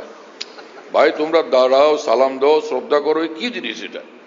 পরে উজিররা ওখানে রাগ করে তখন বলতেছে, এই কিসের ফালা ফালো, হ্যাঁ ছেলেরা, এই যে বাদশাহ যাইতেছে তোমরা সালাম দেওয়া নাই, একটু দাঁড়াও নাই তোমরা। পরে তালবে ইলমরা বলে কি, উনি কি ফালা ফালু শিখা এগুলি 14 শিখা করতেন তো জানে, 14 শিখার গর্দান জানে কিনা? পরে উজিরা বলে, হ্যাঁ এগুলো কোন দুনিয়ার মানুষকে জানে, চল এখান থেকে চল। হ্যাঁ, আল ইলমু লা ইউতিকা বাযাহু হাত্তা তুতিহু কুল্লাহ। আল্লাহর কসম, ইলমের জন্য নিজেকে অনেক উৎসর্গ করা চাই, অনেক বেশি উৎসর্গ করা চাই। হ্যাঁ, কি হলো আজকে?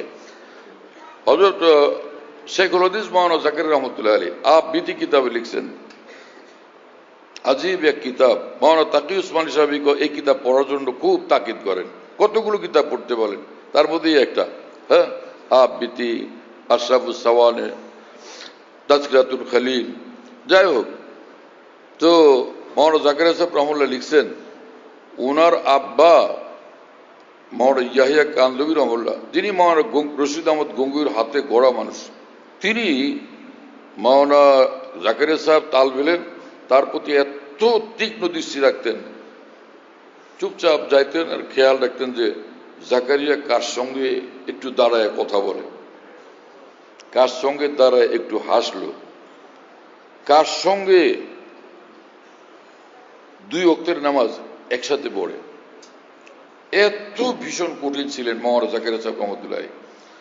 যদি কারো সঙ্গে একটু হাসছেন, ডাক দিয়ে নেই বলতেন যে ওর সঙ্গে হাসলি কেন, ওর দোস্ত লাগে তোর, মানে তাহলে ওর সঙ্গে দুস্তি করলে তুই পড়াশোনা করবা কেমনে, আলেমে দিন হবা কিভাবে? কি কথা বুঝবেন না?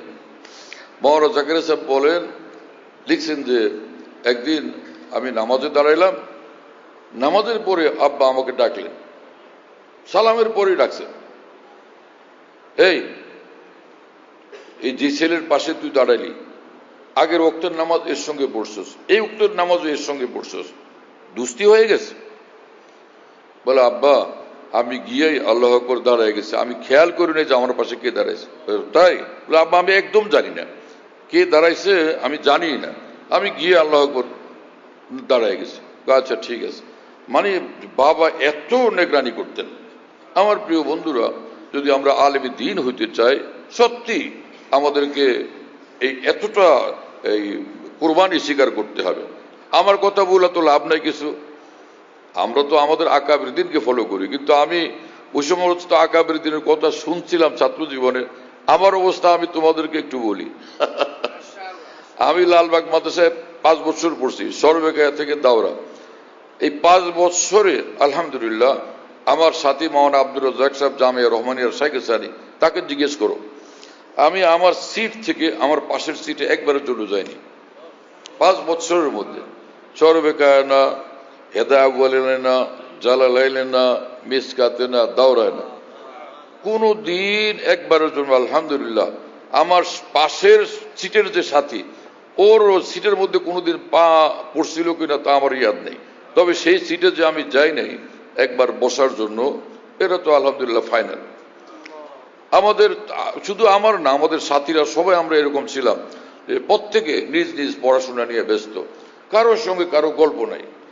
আমাদের কোনো সাথীর সঙ্গে বাড়ি নিয়া, গ্রাম নিয়া, আত্মীয় স্বজন নিয়া কোনো বিষয় নিয়ে কোনো আলোচনা কখনো হয়নি, শুধু পড়াশোনা পড়াশোনা পড়াশোনা, আলহামদুলিল্লাহ, কখনো। এবং আমাদের জামাতের মধ্যে কোনো সাথীর কোনো আত্মীয় স্বজন আসতে পারতো না। আমরা পড়াশোনা করি, এখানে কিসের আত্মীয় স্বজন? আমরা কারোর সঙ্গে এখানে আত্মীয় স্বজন তারে নিয়ে ঘুরা, নাস্তা করা, হোটেলে যাওয়া, হ্যাঁ, এবং কি জানি ওই চিড়িয়াখানা যাওয়া, পার্কে যাওয়ার জন্য আসছি নাকি এখানে? আমার আপন দুই মামাতো ভাই, আমার বড়, আমি যখন মেশকাত পড়ি তো ওনারা দুইজন হঠাৎ লালবাগে আসছেন। আমি কিতাব নিয়ে বসে আছি বাইজাবি শরীফ, তো তারা আইসা বসছেন। আমি তো পেরেশান, হায় হায়, কোনো পরীক্ষা না, এমনি পড়াশোনা করতেছি। আর ওনারা সামনে বসলেন, তো সালাম কালাম হলো। তো আমরা কথা বেশি একটা বলতাম না, যেই হোক। পরে বলে যে আপনি তো অনেক ব্যস্ত মনে হয়, আমাকে আপনি আপনি বলতেন পরবর্তী জীবনে, যদিও আমার বড় ভাই। আপনি তো অনেক ব্যস্ত পড়াশোনা নিয়ে। আমি বলে হ্যাঁ, খুব ব্যস্ত। আমি বললাম হ্যাঁ ব্যস্ত।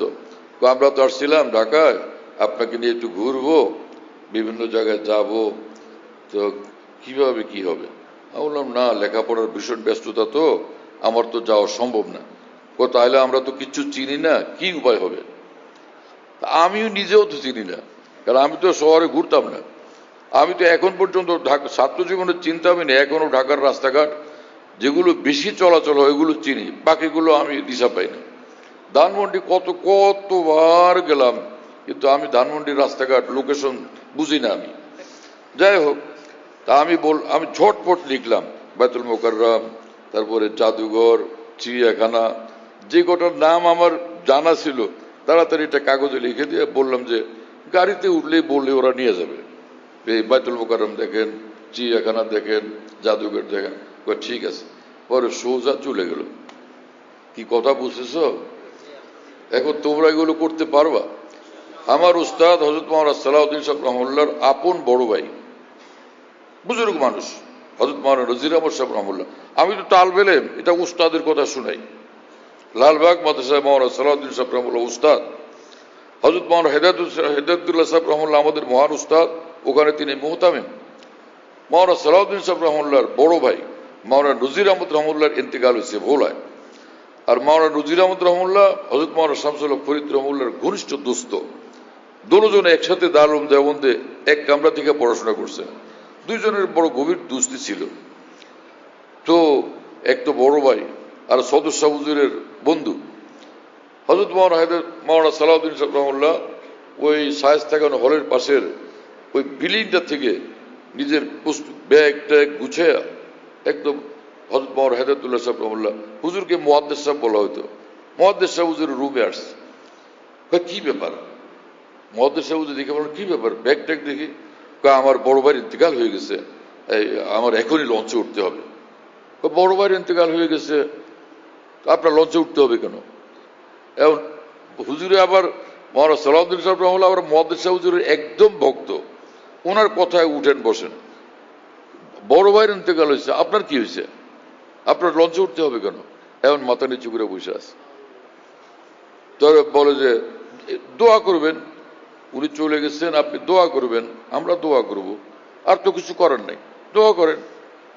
জি হুজুর, ঠিক আছে, আমি তাহলে রুমে যাই। ঠিক আছে, যা, বস। আরে শুনতেছেন ভাইরা, এইটার আসর এই হলো আমার উপরে। যা আমি ময়মনসিংহ জামিয়া আশরাফিয়াতে শিক্ষক, 16 তারিখ আমার দাদাজান সেই ভোলার আমার গ্রামে, এইভাবে দাদাজানকে দেখলাম যে মৃত্যুর আলামত প্রকাশ পেয়ে গেছে। আব্বা পেরেশান, ঘরের সকলে পেরেশান। আমি অস্থির যে কালকে আমার মাদ্রাসা খোলা, আজকে রওনা হওয়া লাগবে, আমি কি করব? এখন আব্বা আম্মা জানেন যে আমার মেজাজে যে 16 তারিখে আমি উপস্থিত হবই।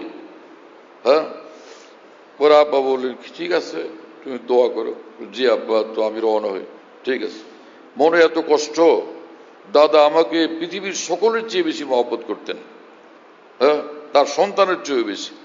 কিন্তু কি করব? পরে লঞ্চে উঠলাম, ঢাকা আসলাম, ময়মনসিংহ চলে গেলাম, পরের দিন আমার দাদার ইন্তেকাল হয়ে গেল। এই শুনবারও তো উপায় নেই, কারণ ওই জমানা মোবাইল তো ছিল না।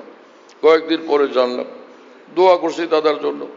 এটা শোনানোর উদ্দেশ্য হচ্ছে আমার ভাইরা, আমাদেরকে ইলমে দ্বীন শিখতে হবে, এর জন্য আমাদেরকে মেহনত করতে হবে।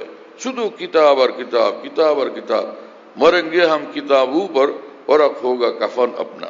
হ্যাঁ, এই কিতাবের উপরে আমাদেরকে উৎসর্গিত থাকতে হবে। আর এক কথা মনে পড়লো তো বলি, আল্লামা জাফর আহমদ উসমানী রহমতুল্লাহ আলী, আল্লাহু আকবার, এত বড় আলেম। এলাউ সুনান নামক হাদিস এবং ফিকহের আলোকে এক কিতাব লিখছেন, এলাউ সুনান, 18 জিলদ, কেউ 22 জিলদ 20 জিলদে এটাকে ছাপছে। সমগ্র আরব দুনিয়া কম্পিত হয়েছে কিতাব দিঘা, যে ভারতের এক আলেম দ্বীন হানাফি মযহাবের এত বড় কিতাব লিখছেন, হাদিস আর ফিকহের সমন্বয়ে। সেই আল্লামা জাফর আহমদ উসমানী এত বড় হলেন কিভাবে? তো তার ছাত্র জীবনের ঘটনা, হেদায়েতুন্নাহ পড়েন, মাওলানা থানভী রহমাতুল্লাহ বারান্দা দিয়ে হাঁটতেছেন, আল্লামা জাফর আহমদ উসমানী কামরার মধ্যে বসে রয়েছেন, কি জানি লিখতেছেন। হযরত থানভী বললেন, কি লিখতেছে দেখি।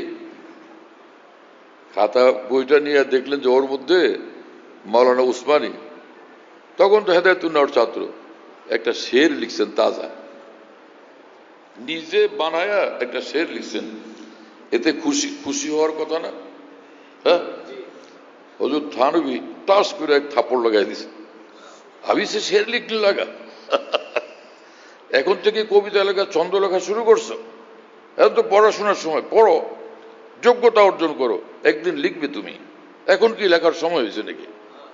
দেখেন, আরবিতে শের লিখতেছেন, এটাকেও তিনি পছন্দ করলেন না, একটা থাপ্পড় লাগাই দিয়েছেন।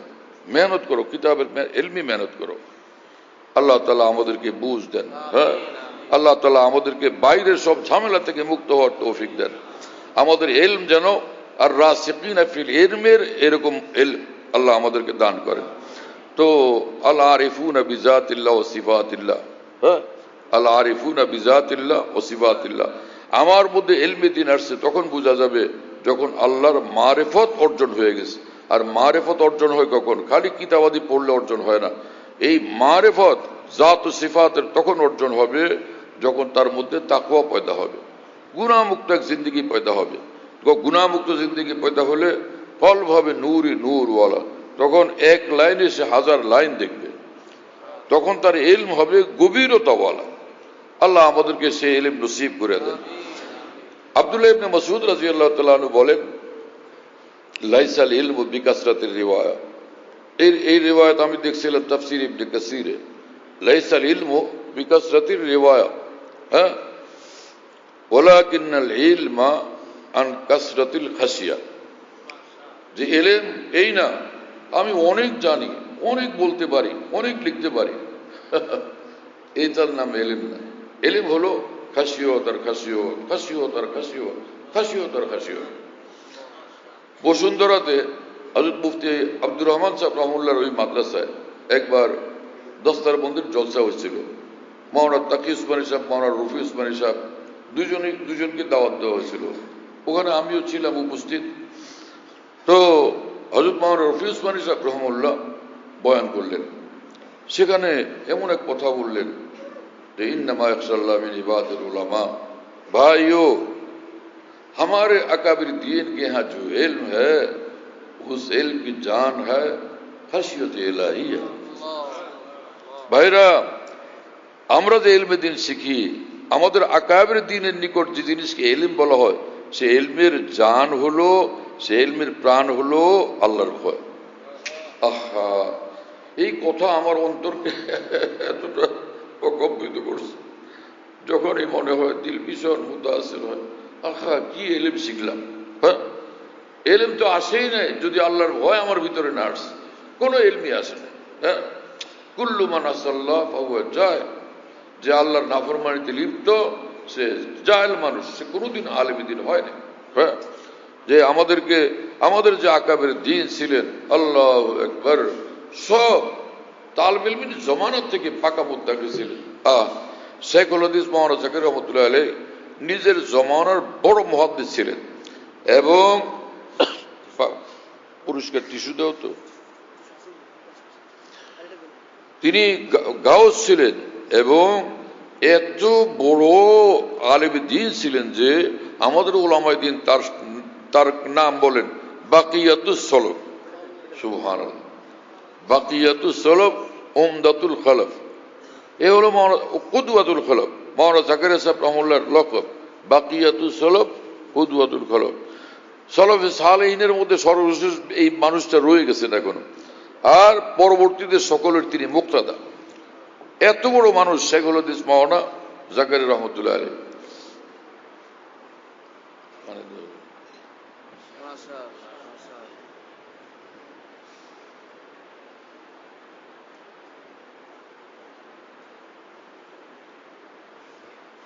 মাওলানা কি বিষয় বলতেছিলাম এর আগে, এর পূর্বে কি বিষয় বলতেছিলাম, যেখান থেকে মাওলানা জাকারিয়া সাহেব রহমতুল্লাহর কথা বললাম। হ্যাঁ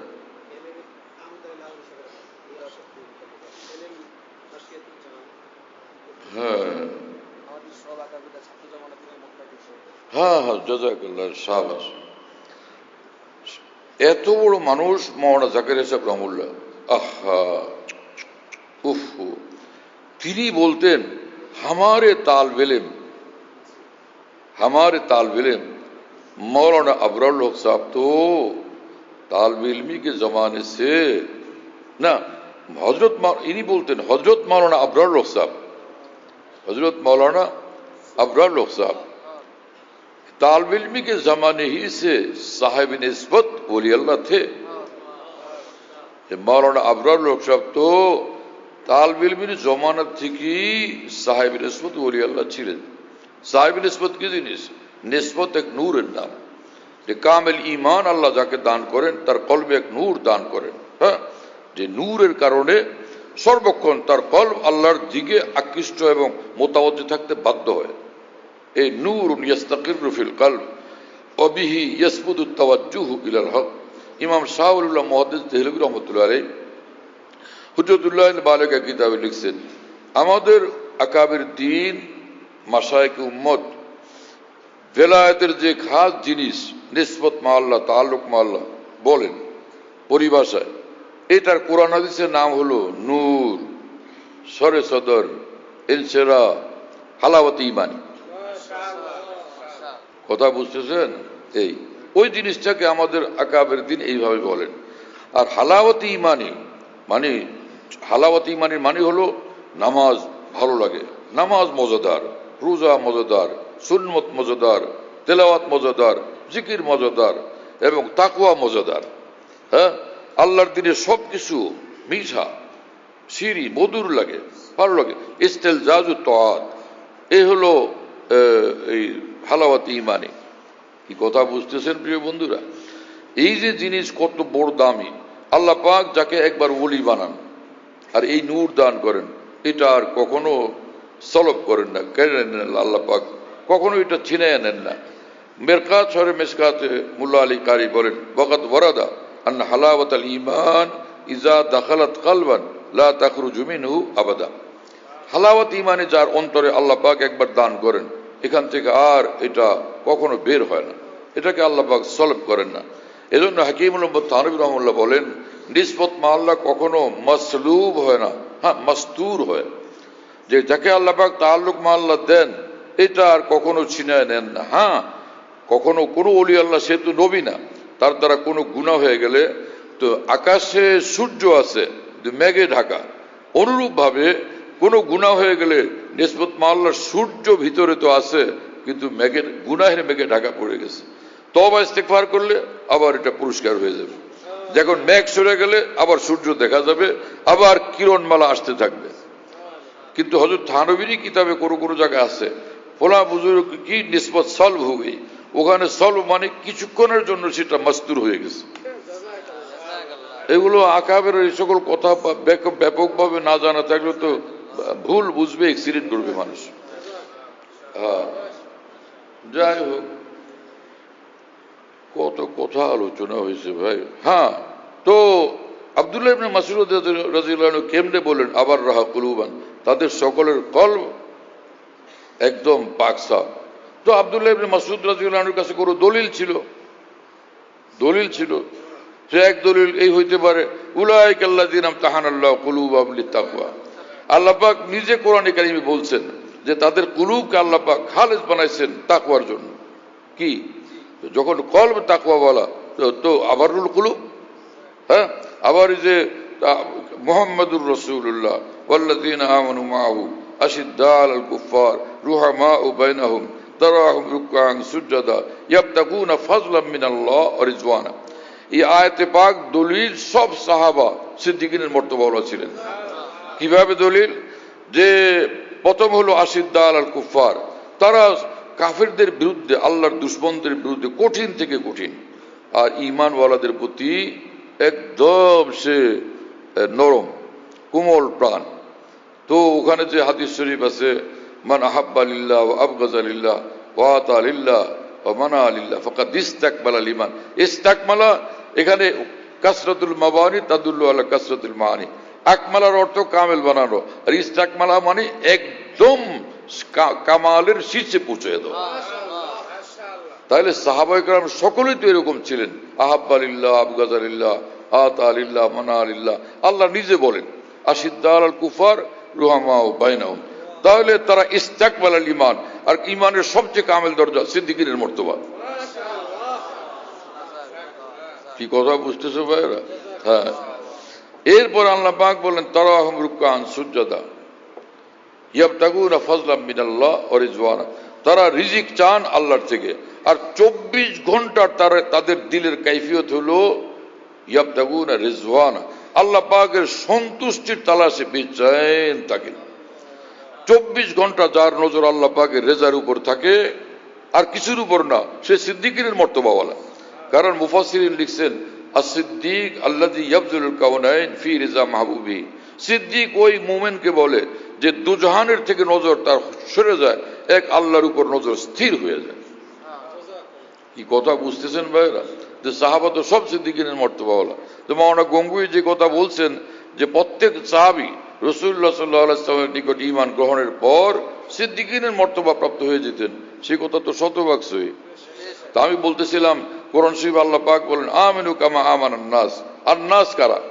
ঈমান আনো মানে কামিল দ্বীন তোমাদের মধ্যে আনো, যারা যেমন এই মানুষগুলোর এই যেরকম কামিল ঈমান কামিল দ্বীন।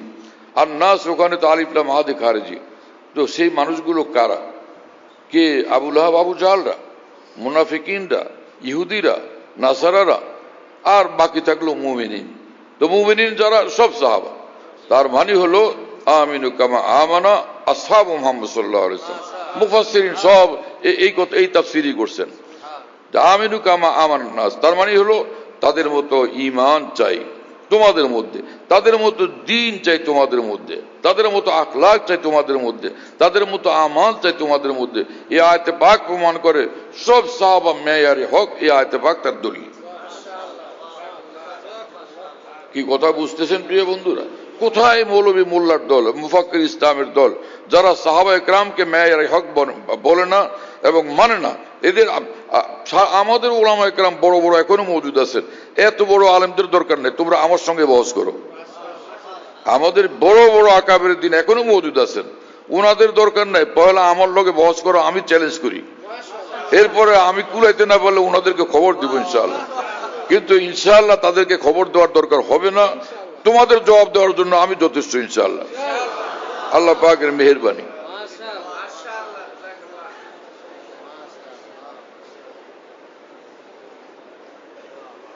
আমি এই কথা তো সারা দেশব্যাপী বলি, কিন্তু কাউকে আজ পর্যন্ত দেখলাম না। আমার একবার ফোন করলো কি আপনি বসবেন, বলছেন ঠিক আছে আমরা রেডি। হ্যাঁ, এমনকি আমি তো জায়গায় জায়গায় স্টেজে বলছি যে আমি এখন প্রস্তুত, আপনি আসেন, আপনাকে মাইক দিয়ে দেবো, আপনি বুঝায় বলেন আপনার বক্তব্য। কেউ আসলো না, অথচ ওই মাজমায় তাদের লোক বহুত ছিল। কেউ আসবে না কোনোদিন ইনশাআল্লাহ তাআলা। কথা বুঝতেছেন আমার প্রিয় বন্ধুরা, আমাদের প্রিয় তোলাবায়ে কেরাম, আপনারা আমাদের এই কওমি মাদ্রাসার নিসাব পড়ার পাশাপাশি আকাবের দিনের কিতাবাদি উস্তাদদের পরামর্শের অধীনে আপনারা মোতালা করবেন। থোড়া থোড়া, অল্প অল্প যদি মোতালা করেন, ইনশাআল্লাহ তাআলা আপনাদের সঙ্গে দুনিয়ার কোনো শক্তি লড়াই করতে পারবে না। কেউ আপনাদের সামনে টিকতে পারবে না ইনশাআল্লাহ, কোশ্চিন কালো টিকতে পারবে না।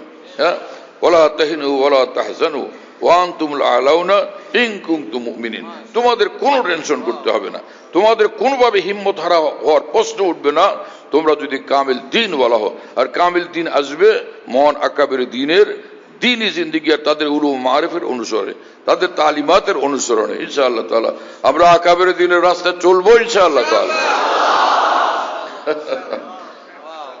আর একটা বিষয় আমরা জানলাম যে সব গুনাহ থেকে বাঁচা, গুনাহ থেকে না বাঁচলে ইলমের বরকত আসবেই না। হ্যাঁ, আব্দুল্লাহ ইবনে মাসউদ রাদিয়াল্লাহু আনহুর কথা শুনাইলাম না, ইমাম মালিক রাহমাতুল্লাহ আলাইহি বলেন, লাইসাল, ওনার ভাষা একটু বেশ কম, লাইসাল ইলমু বিকাসরাতির রিওয়ায়া। হ্যাঁ, অনেক অনেকে উলুম মারিফ ইলম বয়ান করতে পারে, এতে বিরাট আল্লামা আলেম না, এতে প্রমাণ হয় না যে সে আলেম। লাইসাল ইলমু বিকাসরাতির রিওয়ায়া ওয়া ইন্নামা হুয়া নূরুন ইয়াজআলুহুল্লাহু ফিল কলব। এক নূর আল্লাহ পাক দান করেন অন্তরের মধ্যে, সেটা হলো ইলম। জাহিরি ইলম এটা প্রকৃত ইলম, অন্তরে যদি নূর আসে তখন ইলম, আর নূর আসবে তখন ও নূরুল্লাহ লা ইউতা লিআসি, যে নাফরমানিতে লিপ্ত কখনো সে নূর পাবে না। মধ্যখানে একটা কথা বলছিলাম যে নানান মাজামিন তো এই জন্য থেকে যায়। আব্দুল্লাহ ইবনে মাসউদ রাদিয়াল্লাহু আনহু কিভাবে জানলেন যে আবারুল কুলুব সব সাহাবা, তাই না? তার আরেক দলিল এক হাদিস শরীফ, ক্বালা রাসূলুল্লাহ সাল্লাল্লাহু আলাইহি ওয়াসাল্লাম ইন্নান নূর ইযা কুযিফা ফিল কলব ইনশারাহ লাহু সাদর। যখন আল্লাহ পাকের তরফ থেকে কোনো বান্দাকে নূর দেওয়া হয় কামেল, তো তার অন্তর খুলে যায়। সরহ সদরের মানে হলো দ্বীনের সব তালিম দিল কবুল করে, আর দ্বীন বিরোধী সব জিনিসকে দিল প্রত্যাখ্যান করে, বরদাস্ত করতে পারে না। এটা হলো সরহ সদর, ইনশারাহ লাহু সাদর, তার দিল বিশাল বড় হয়ে যায়। মাওলানা জালালউদ্দিন রুমি রহমতুল্লাহ আলাইহি বলেন, দর ফরাক আরসায়ে পাক জা তঙ্গ আয়াত আরসায়ে হাফত আসমা। যখন আল্লাহ পাক কাউকে নিজের বানান, দিলকে তার বিশাল বড় বানান, তো তার দিলটা 7 আসমান জমিন তার হৃদয়ের বিশালত্বের সামনে কারো ঘরের ছোট্ট বা কারো বাসার ছোট্ট একটা বারান্দার মতো হয়ে যায়, এত বড় হয়ে যায় তার দিল। আল্লাহ পাক ওই দিলকে এত বড় বানায় দেন। হ্যাঁ, কাতরায় মাওলানা রুমি বলেন, কাতরায় দানিশকে বখশি দিজে পেশ মুত্তাসিল গর্দা বদরিয়া হায় কেশ। হ্যাঁ, হে আল্লাহ, আপনি আমাকে যে ইলমের একটা ফোঁটা দান করছেন, এটা দিয়ে আমি চলবো কেমনে? এক ফোঁটা ইলম দিয়ে চলা যায়? এটাকে আপনার গায়ের মাহদুদ, আপনার অসীম ইলমের অকুল সাগরের সঙ্গে মিলিয়ে দেন, যাতে আমার রাস্তা চলা সহজ হয়ে যায়। আমার প্রিয় ভাইয়েরা, সব তালবে ইলম তো সবগুলো মাজামিন বুঝতেও পারবে না, কিন্তু কিছু কিছু বুঝবে, ইনশাআল্লাহ এর দ্বারা ফায়দা হয়ে যাবে। আমি এখন হাদিসগুলোর তর্জমা করি, তাই ইনশাআল্লাহ ফায়দা হবে। একটু হালকা তাসহিহের সাথে, ক্বালা রাসূলুল্লাহ সাল্লাল্লাহু আলাইহি ওয়াসাল্লাম মান সালাকা তরিকান ইয়ালতামিসু ফীহি ইলমান সাহালাল্লাহু লাহু বিহি তরিকান ইলাল জান্নাহ। ইলমে দ্বীন শিখবার পথে সে যে চলে, আল্লাহ পাক জান্নাতের রাস্তা তার জন্য সহজ করে দেন। কি কথা বুঝতেছেন? গীবত করা কি জান্নাতের রাস্তা? কুদৃষ্টি কি জান্নাতের রাস্তা? নাজায়েজ তাল্লুকাত কি জান্নাতের রাস্তা? বুঝা গেল যে ব্যক্তি ইলমে দ্বীন তালাশ করবে, ইলমে দ্বীন অর্জনের পথে থাকবে, হ্যাঁ, তো সে সর্বক্ষণ তার দায়িত্ব হলো জান্নাতি আমালে মশগুল থাকা। কমপক্ষে এতটুকু ফরজ ওয়াজিবের মধ্যে থাকবে, আর গুনাহ থেকে অবশ্যই বাঁচবে, তাহলে সে একদম জান্নাতের পথেই আছে। বুঝা গেল ইলমে তালবে ইলমের চরিত্রই হলো এই যে সে ইলম আমল দুটার সমন্বিত অবস্থায় চলবে। এজন্য মুহিউসুন্নাহ মাওলানা সাহেব রহমতুল্লাহ বলতেন, আমাদের মূল নাম হলো তালিবুল ইলমে ওয়াল আমল। খালি তালিবুল ইলম এটা সংক্ষিপ্ত নাম, তালিবুল ইলমে ওয়াল আমল, এটা আমাদের খেয়াল রাখতে হবে। নম্বর 2, ক্বালা রাসূলুল্লাহ সাল্লাল্লাহু আলাইহি ওয়াসাল্লাম ফাকিহুন ওয়াহিদ আশাদ্দু আলা শাইতান মিন আলফি আবিদ। একজন দ্বীনের গভীর বুঝওয়ালা ইলমওয়ালা আলেম আশাদ্দু আলা শাইতান মিন আলফি আবিদ, 1000 আবেদের চেয়ে শয়তানের মধ্যে সে বেশি মজবুত এবং কঠিন। বুঝা গেল একজন আলেম এত বড়। আবেদ কাকে বলে আর আলেম কাকে বলে? ইমাম গাজ্জালী রহমতুল্লাহ আলাইহি এবং মোল্লা আলী কারি রহমতুল্লাহ আলী বলেন, আবেদ তাকে বলে যার এলেম ফরজ পরিমাণ, এলেম ফরজ পরিমাণ, কিন্তু তার এবাদত অনেক অনেক, নফল এবাদত বেশি, তাকে আবেদ বলে। আর আলেম কাকে বলে? যার এমনি জাহিরি আমল কম কিন্তু এলেম অনেক বেশি, ফরজ এলমের চেয়ে অনেক বেশি, তাকে আলেম বলে। আর যদি সেই সঙ্গে তার এবাদত, নফল এবাদত বেশি হয়, তাহলে তো তিনি আরো অনেক ঊর্ধ্বে উঠে গেলেন, তিনি আবেদের মাকামেও পৌঁছে গেলেন। যেমন হযরত ইমাম আবু ইউসুফ রহমতুল্লাহ আলী, তিনি যতক্ষণ পর্যন্ত প্রধান বিচারপতি হন নাই, কাজীর কুজাত হন নাই, প্রতিদিন রাত্রে 500 রাকাত পড়তেন নফল। আর যখন তিনি কাজীর কুজাত প্রধান বিচারপতির পদ অলঙ্কৃত করলেন, তখন তিনি প্রতিদিন রাত্রে 200 রাকাত নফল নামাজ পড়তেন। আর হযরত হাকিমুল উম্মত থানভী বলেন, আশ্চর্য মানুষ যে পৃথিবীর সবচেয়ে বড় জালেম হাজ্জাজ ইবনে ইউসুফ, সেই মানুষ, সেই লোক প্রতিদিন রাত্রে, এই এত বড় জালেম বাদশা, প্রতিদিন রাত্রে সে 300 রাকাত নফল নামাজ পড়ত। হযরত থানভী বলেন যে এত নামাজ পড়তো, তো এই নফল পড়তে পড়তে তো রাত্রি শেষ হয়ে যেত, কিন্তু জুলুম থেকে বিরত হয়নি। তো তার মানে সে, এই যারা জুলুমবাজ মুসলমান, তারাও যখন এত নফলওয়ালা, তো আমরা কি কিছু পড়া উচিত না? আল্লাহ পাক হাদিসে কুদসিতে বলেন, ওয়ালা ইয়াজালুল আবদু ইয়াতাকাররাবু ইলাইয়া বিন নওয়াফিল হাত্তা আহবাবতুহু, বান্দা যখন নফল আমলের দ্বারাও আমার নৈকট্য অর্জনের চেষ্টা করতে থাকে, তো আমি তাকে খাস মাহবুব বানাই নি, মহব্বতের রাস্তায় আরো তারে উচ্চ প্রমোশন দান করি। তো থোড়া বহুত কিছু না কিছু নফলের অভ্যাস আমাদের হওয়া চাই।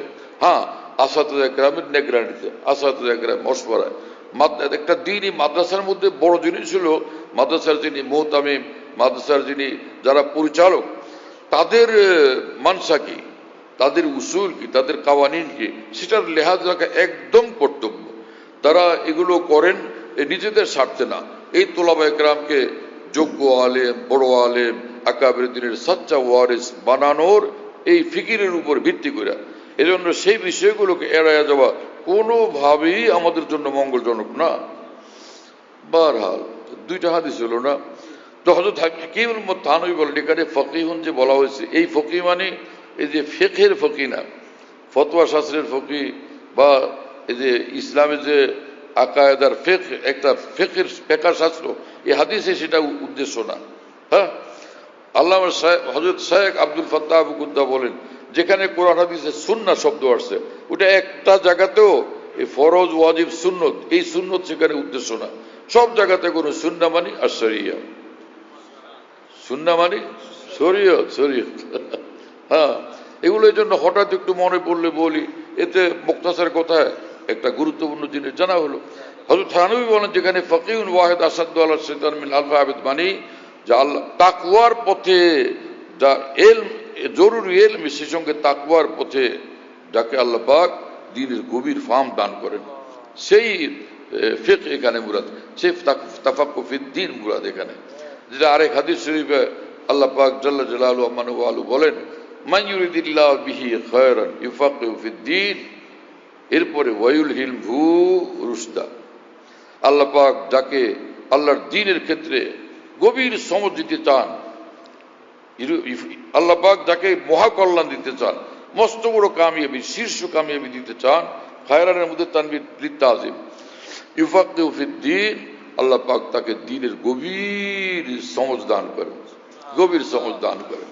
হ্যাঁ, হিকমা, ইউতিল হিকমা ওমা ইউতিল হিকমাত ফাকাদ উতিয়া খায়রান কাসীরা। ইমাম মালিক রাহমাহুল্লাহ বলেন যে এখানে হিকমত মানে তাফাক্কুহ ফিদ্দীন, আল ফিকহু ফিদ্দীন, আল্লাহর দ্বীনের গভীর সমঝ, এটা বড় নেয়ামত। হাকিমুল উম্মত মাওলানা থানভী রাহমাতুল্লাহ আলাইহি বলেন, নূরে ফাম কিসি ফানি ফিল্লাহ বাকি বিল্লাহ কি সোহবত के बिदूर हासिल नहीं होता। যে আল্লাহ পাকের দ্বীনের নূর ওয়ালাই গভীর বোঝ অর্জন হয় না কোন কামিল ওলির सोहबत ব্যতীত। उसके बगैर इल्म ऐसा है जैसा कि तोते को फारसी के चंद आसार याद करा देवे या कुरान पाक की चंद सूरतें याद करा देवे। যে কোনো কামিল ওলির সোহবত ব্যতীত যে ইলম অর্জন করে, তো সেটা এরকম তোতা পাখিরে এই কয়েকটা কবিতা মুখস্থ করাই দিলেন, কোরআন শরীফের সূরা মুখস্থ করাই দিলেন। ও পড়তে পারে কিন্তু বুঝে কিছু বুঝবে না। হযরত মাওলানা ইয়াহিয়া কান্দ্রবী রহমাতুল্লাহ মাওলানা রশিদ আহমদ গঙ্গুর রহমাতুল্লাহর ছাত্র। হ্যাঁ, ওনার কাছে হাদিস পড়ছেন। ওনার সাথে আরেকজন পড়তেন মাওলানা মাজেদ আলী জৌনপুরি, সাথী, ওনার সাথী। মাওলানা ইয়াহিয়া কান্দ্রবী ছাত্র জীবনেই হযরত গঙ্গুইর হাতে বায়াত হয়ে গেছেন। মাওলানা গঙ্গুই কখনো ছাত্রকে বায়াত করছেন, কখনো করেন নাই।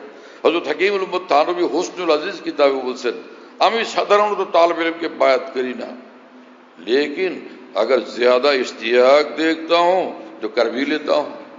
যদি কাউকে বেশি আগ্রহান্বিত দেখি তাহলে কখনো বায়াত করেও নি। এই যে মাওলানা গঙ্গুইর নাম দিয়ে প্রচার করা হয় যে মাওলানা গঙ্গুই তালেব ইলমের বায়াত করাকে একদম নিষিদ্ধ করছেন, এটা একটা ভুল কথা। মাওলানা গঙ্গুই নিজেও বায়াত করতেন, হ্যাঁ, হাকিমুল উম্মত থানভী নিজেও বায়াত করতেন। মাওলানা থানভী যখন একবার বায়াত হইতে গেছেন এইভাবে যে দারুল দেওবন্দে হযরত থানভী পড়তেন আর মাওলানা গঙ্গুই আসছেন। এই ঘটনা আমি নিজে পড়ছি কিতাবে। হযরত গঙ্গুই যেখানে দাঁড়াইছেন, মদ দোকানে মাদ্রাসার কাজের অনেকগুলো রড বিছানো, অনেক রড। হযরত থানভী জোশের চোটে দৌড় একদম লাফ দিয়ে রড ভাইয়া ওই পাশে গিয়ে পড়ছেন, রডের উপর দিয়ে একদম ওই পাশে গিয়া এত বড় মানুষের দিকে তো কাঁপতেছেন আর বলতেছেন, হযরত মুঝে বায়াত ফরমা लीजिए, मैं बायात होना चाहता हूं। है শয়তানি খেয়াল, যে কিসের বায়াত হবে, এটা শয়তানি খেয়াল। তার মানে যে হযরত গঙ্গুই চাচ্ছিলেন যে যে মানে বড় আলেম হওয়ার জন্য যে মেহনত ফিকির ইনহিবাক, তুমি যেরকম আমার লোকের তো মহব্বত দেখাও জজবা, শেষে তো এলেম কালাম সব এগুলো ক্ষতিগ্রস্ত হয়ে যাবে বলে মনে হচ্ছে। তো হযরত এটাকে মানা করছেন। আর এইরকম যে কিছুদিনই ক্ষতি হবে, কিছুটা ক্ষতি হয়ে যাইতে পারে ইহতিমালের উপরে কোনোটা বিষয়কে শয়তানি বলা, বরং লোকটাকেই শয়তান বলা হাদিস দ্বারা সাবিত আছে। এবং সেই মজা আমি নিতে থাকি। কেউ কোনো দুষ্টামি করে আমি বলি শয়তান, তো এইটা বলি যে আসলে হাদিস থেকে সাবিত, সেটা বলি, সেটাও শুনে দিছি, শোনো।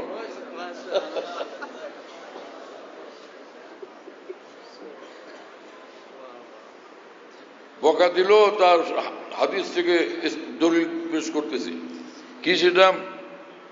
আল ওয়াহিদ শয়তান বল ইসনান শয়তানানে ও সালাসাতু রাকবুন। একজন মুসলমান, হ্যাঁ, তো ওই জমানায় যখন বলছেন, এটা কি তারা মুসলমান না সাহাবি? সাহাবিদেরকে বলতেছেন, এই শোনো, সফরে যাবা একলা একলা তুমি শয়তান, আর দুইজন যদি যাও সফরে দুই শয়তান, আর ও সালাসাতু রাকবুন তিনজন যদি গেলা এবার খুব ঠিক আছে, একটা জামাত। তার মানে তিনি এটা খায়ের কাহিমূলক মশওয়ারা দিচ্ছেন, খায়ের কাহিমূলক, যে বিপদ আপদ না ঘটে, কার একটা সমস্যা হলে সাহায্য করবে কে, তো তিনজন হলে সুবিধা হবে। এখন কি আমরা একলা সফর করি না, দুইজনে করি না, তাহলে এটা কি ওই যে আল ওয়াহিদ শয়তান ওয়াল ইসনান শয়তানানে। তো মাওলানা গঙ্গুই যে বলছেন এটা শয়তানি খেয়াল, এইরকম একটা শয়তানি খেয়াল।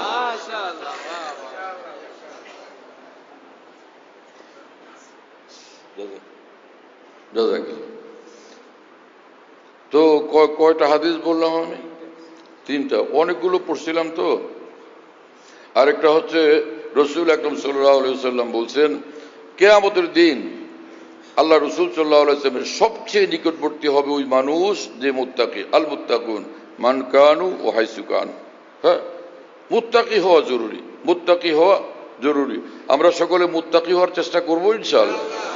মুত্তাকি হওয়ার তরিকা হলো নফসের নাজায়েজ খায়েশগুলোর বিরুদ্ধে চলা, নফসের নাজায়েজ চাহিদাগুলোর বিরুদ্ধে চলা, কষ্ট করে মুজাহাদা করে, এছাড়া মুত্তাকি হওয়া সম্ভব হয় না। আরেক হাদিসে রাসূলুল্লাহ সাল্লাল্লাহু আলাইহি ওয়াসাল্লাম বলেন, ইত্তাকিল মাহারিম তাকুন আবাদান নাস, তুমি সব গুনাহ থেকে বিরত থাকো, তাহলে সারা পৃথিবীর মধ্যে তুমি সবচেয়ে বড় আবেদ। আরেক হাদিসে রাসূল পাক সাল্লাল্লাহু আলাইহি ওয়াসাল্লাম বলেন, মান ইত্তাকাল্লাহ আশা কাবিয়ান ওয়া সারা ফি বিলাদি আমিনান, যে ব্যক্তি গুনাহমুক্ত হয়ে চলবে পৃথিবীর যেখানে থাকবে সে বিশাল বড় বীর পুরুষ। কাবিয়ান, সে বিশাল বীর পুরুষ। ওয়ালা তাহিনু ওয়ালা তাহজানু, এই মাকাম আল্লাহ তাকে দান করবে। কোনো পরোয়া করবে না, কোনো টেনশন করবে না সে, যদি সে মুত্তাকি হয়। আশা কবিয়ান, সে বীর পুরুষ থাকবে সব জায়গাতে। ও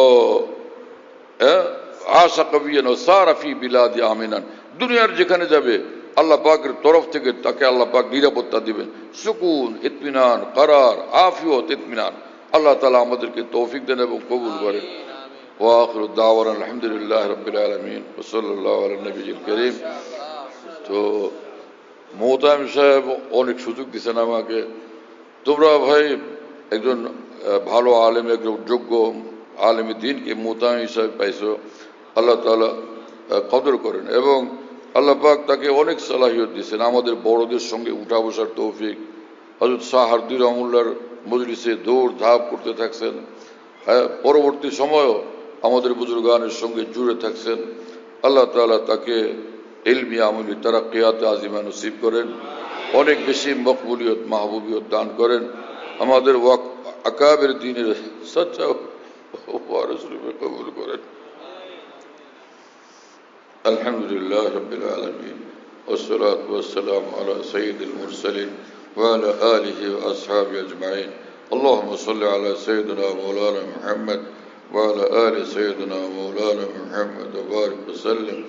اللهم اغفر لنا وارحمنا، اللهم عافنا واعف عنا، اللهم كن لنا واجعلنا لك، اللهم كل خير لكل مسلم ومسلمة، اللهم فقهنا في الدين وحببنا إلى الناس، اللهم حبب إلينا الإيمان وزين في قلوبنا وكره إلينا الكفر والفسوق والعصيان। اے اللہ আমাদের সকলকে মাফ করেন, সকল মুসলমানকে মাফ করেন, তাকওয়া কামিল আমাদেরকে নসিব করেন, ঈমান কামিল, ইখলাস কামিল নসিব করেন, মাকাম ইহসান নিজ করম আমাদেরকে দান করেন, আসলাফ ও আকাবির দ্বীনের মহব্বত, আজমত, আদব, ইত্তেবা আমাদেরকে নসিব করেন, আফিয়ত দারাইন, ফলাহ দারাইন আমাদেরকে দান করেন। এই জামিয়াকে কিয়ামত পর্যন্তের জন্য কবুল করেন, तमाम জামিয়াত মাদারিসে দ্বীনিয়াকে কিয়ামত পর্যন্তের জন্য কবুল করেন। এই জামিয়ার সব জরুরত গায়বী খাজানা থেকে আপনি পুরা করে দেন, খাজানায়ে করমে গায়রে মাহদুদ থেকে আপনি পুরা করে দেন।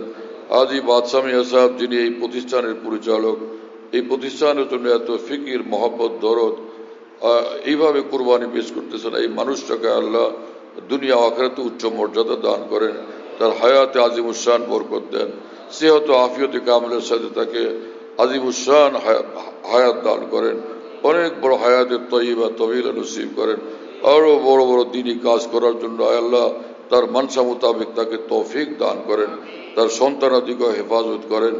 আর মুহতামিম সাহেব মাওলানা নেমতুল্লাহ সাহেব, আল্লাহ তাকে আফিয়তে কামিলের সাথে হায়াত দারাজ করেন, ইজ্জত, আফিয়ত, মকবুলিয়ত, মাহবুবিয়ত দান করেন, আকাবের তরিকের উপর জিন্দগি দান করেন, আকাবের সচ্চা নুমান্দা হিসাবে আপনি কবুল করেন, জামিয়ার তামাম আসাতিজাকে কবুল করেন, তাদের সকল নেক উদ্দেশ্য পুরা করেন এবং তাদেরকেও খুব ইজ্জত, আফিয়ত, বারাকাত দান করেন। তামাম উলামায়ে দ্বীন মাশায়েখে উম্মতের জিন্দগিতে বরকত দান করেন। সমস্ত মুসলমানের মাকাসিদ হাসানা আপনি পুরা করে দেন। তামাম দ্বীনি মাদারিস, মাহেদ এবং সমস্ত দ্বীনি আমাদের বুজুর্গানের খানকাগুলো এবং মাসাজিদের হাজত জরুরত গায়বী খাজানা থেকে পুরা করে দেন। যারা হজে গেছেন এবং যাবেন সকলকে হজ্জে মকবুল, হজ্জে মবরুর দান করেন, সকলকে সব পেরেশানি থেকে হেফাজত করেন, সমস্ত মুসলিম জাহানের উপর রহমত নাযিল করেন, প্রতিটি মুসলিম দেশে সব জরুরত গায়বী খাজানা থেকে পুরা করে দেন। আয় আল্লাহ, বিশেষভাবে বাংলাদেশ, পাকিস্তান, সৌদি আরব এবং তুরস্ক, এই সকল দেশগুলোকে বড় বড় পরাশক্তি নিজ কর্মে আপনি বানায় দেন। কিয়ামত পর্যন্তের জন্য সুন্নি রাষ্ট্র হিসেবে আপনি কবুল করেন, কিয়ামত পর্যন্তের জন্য দুশমনদের উপর ফাতে এবং গালেব আপনি বানায় দেন।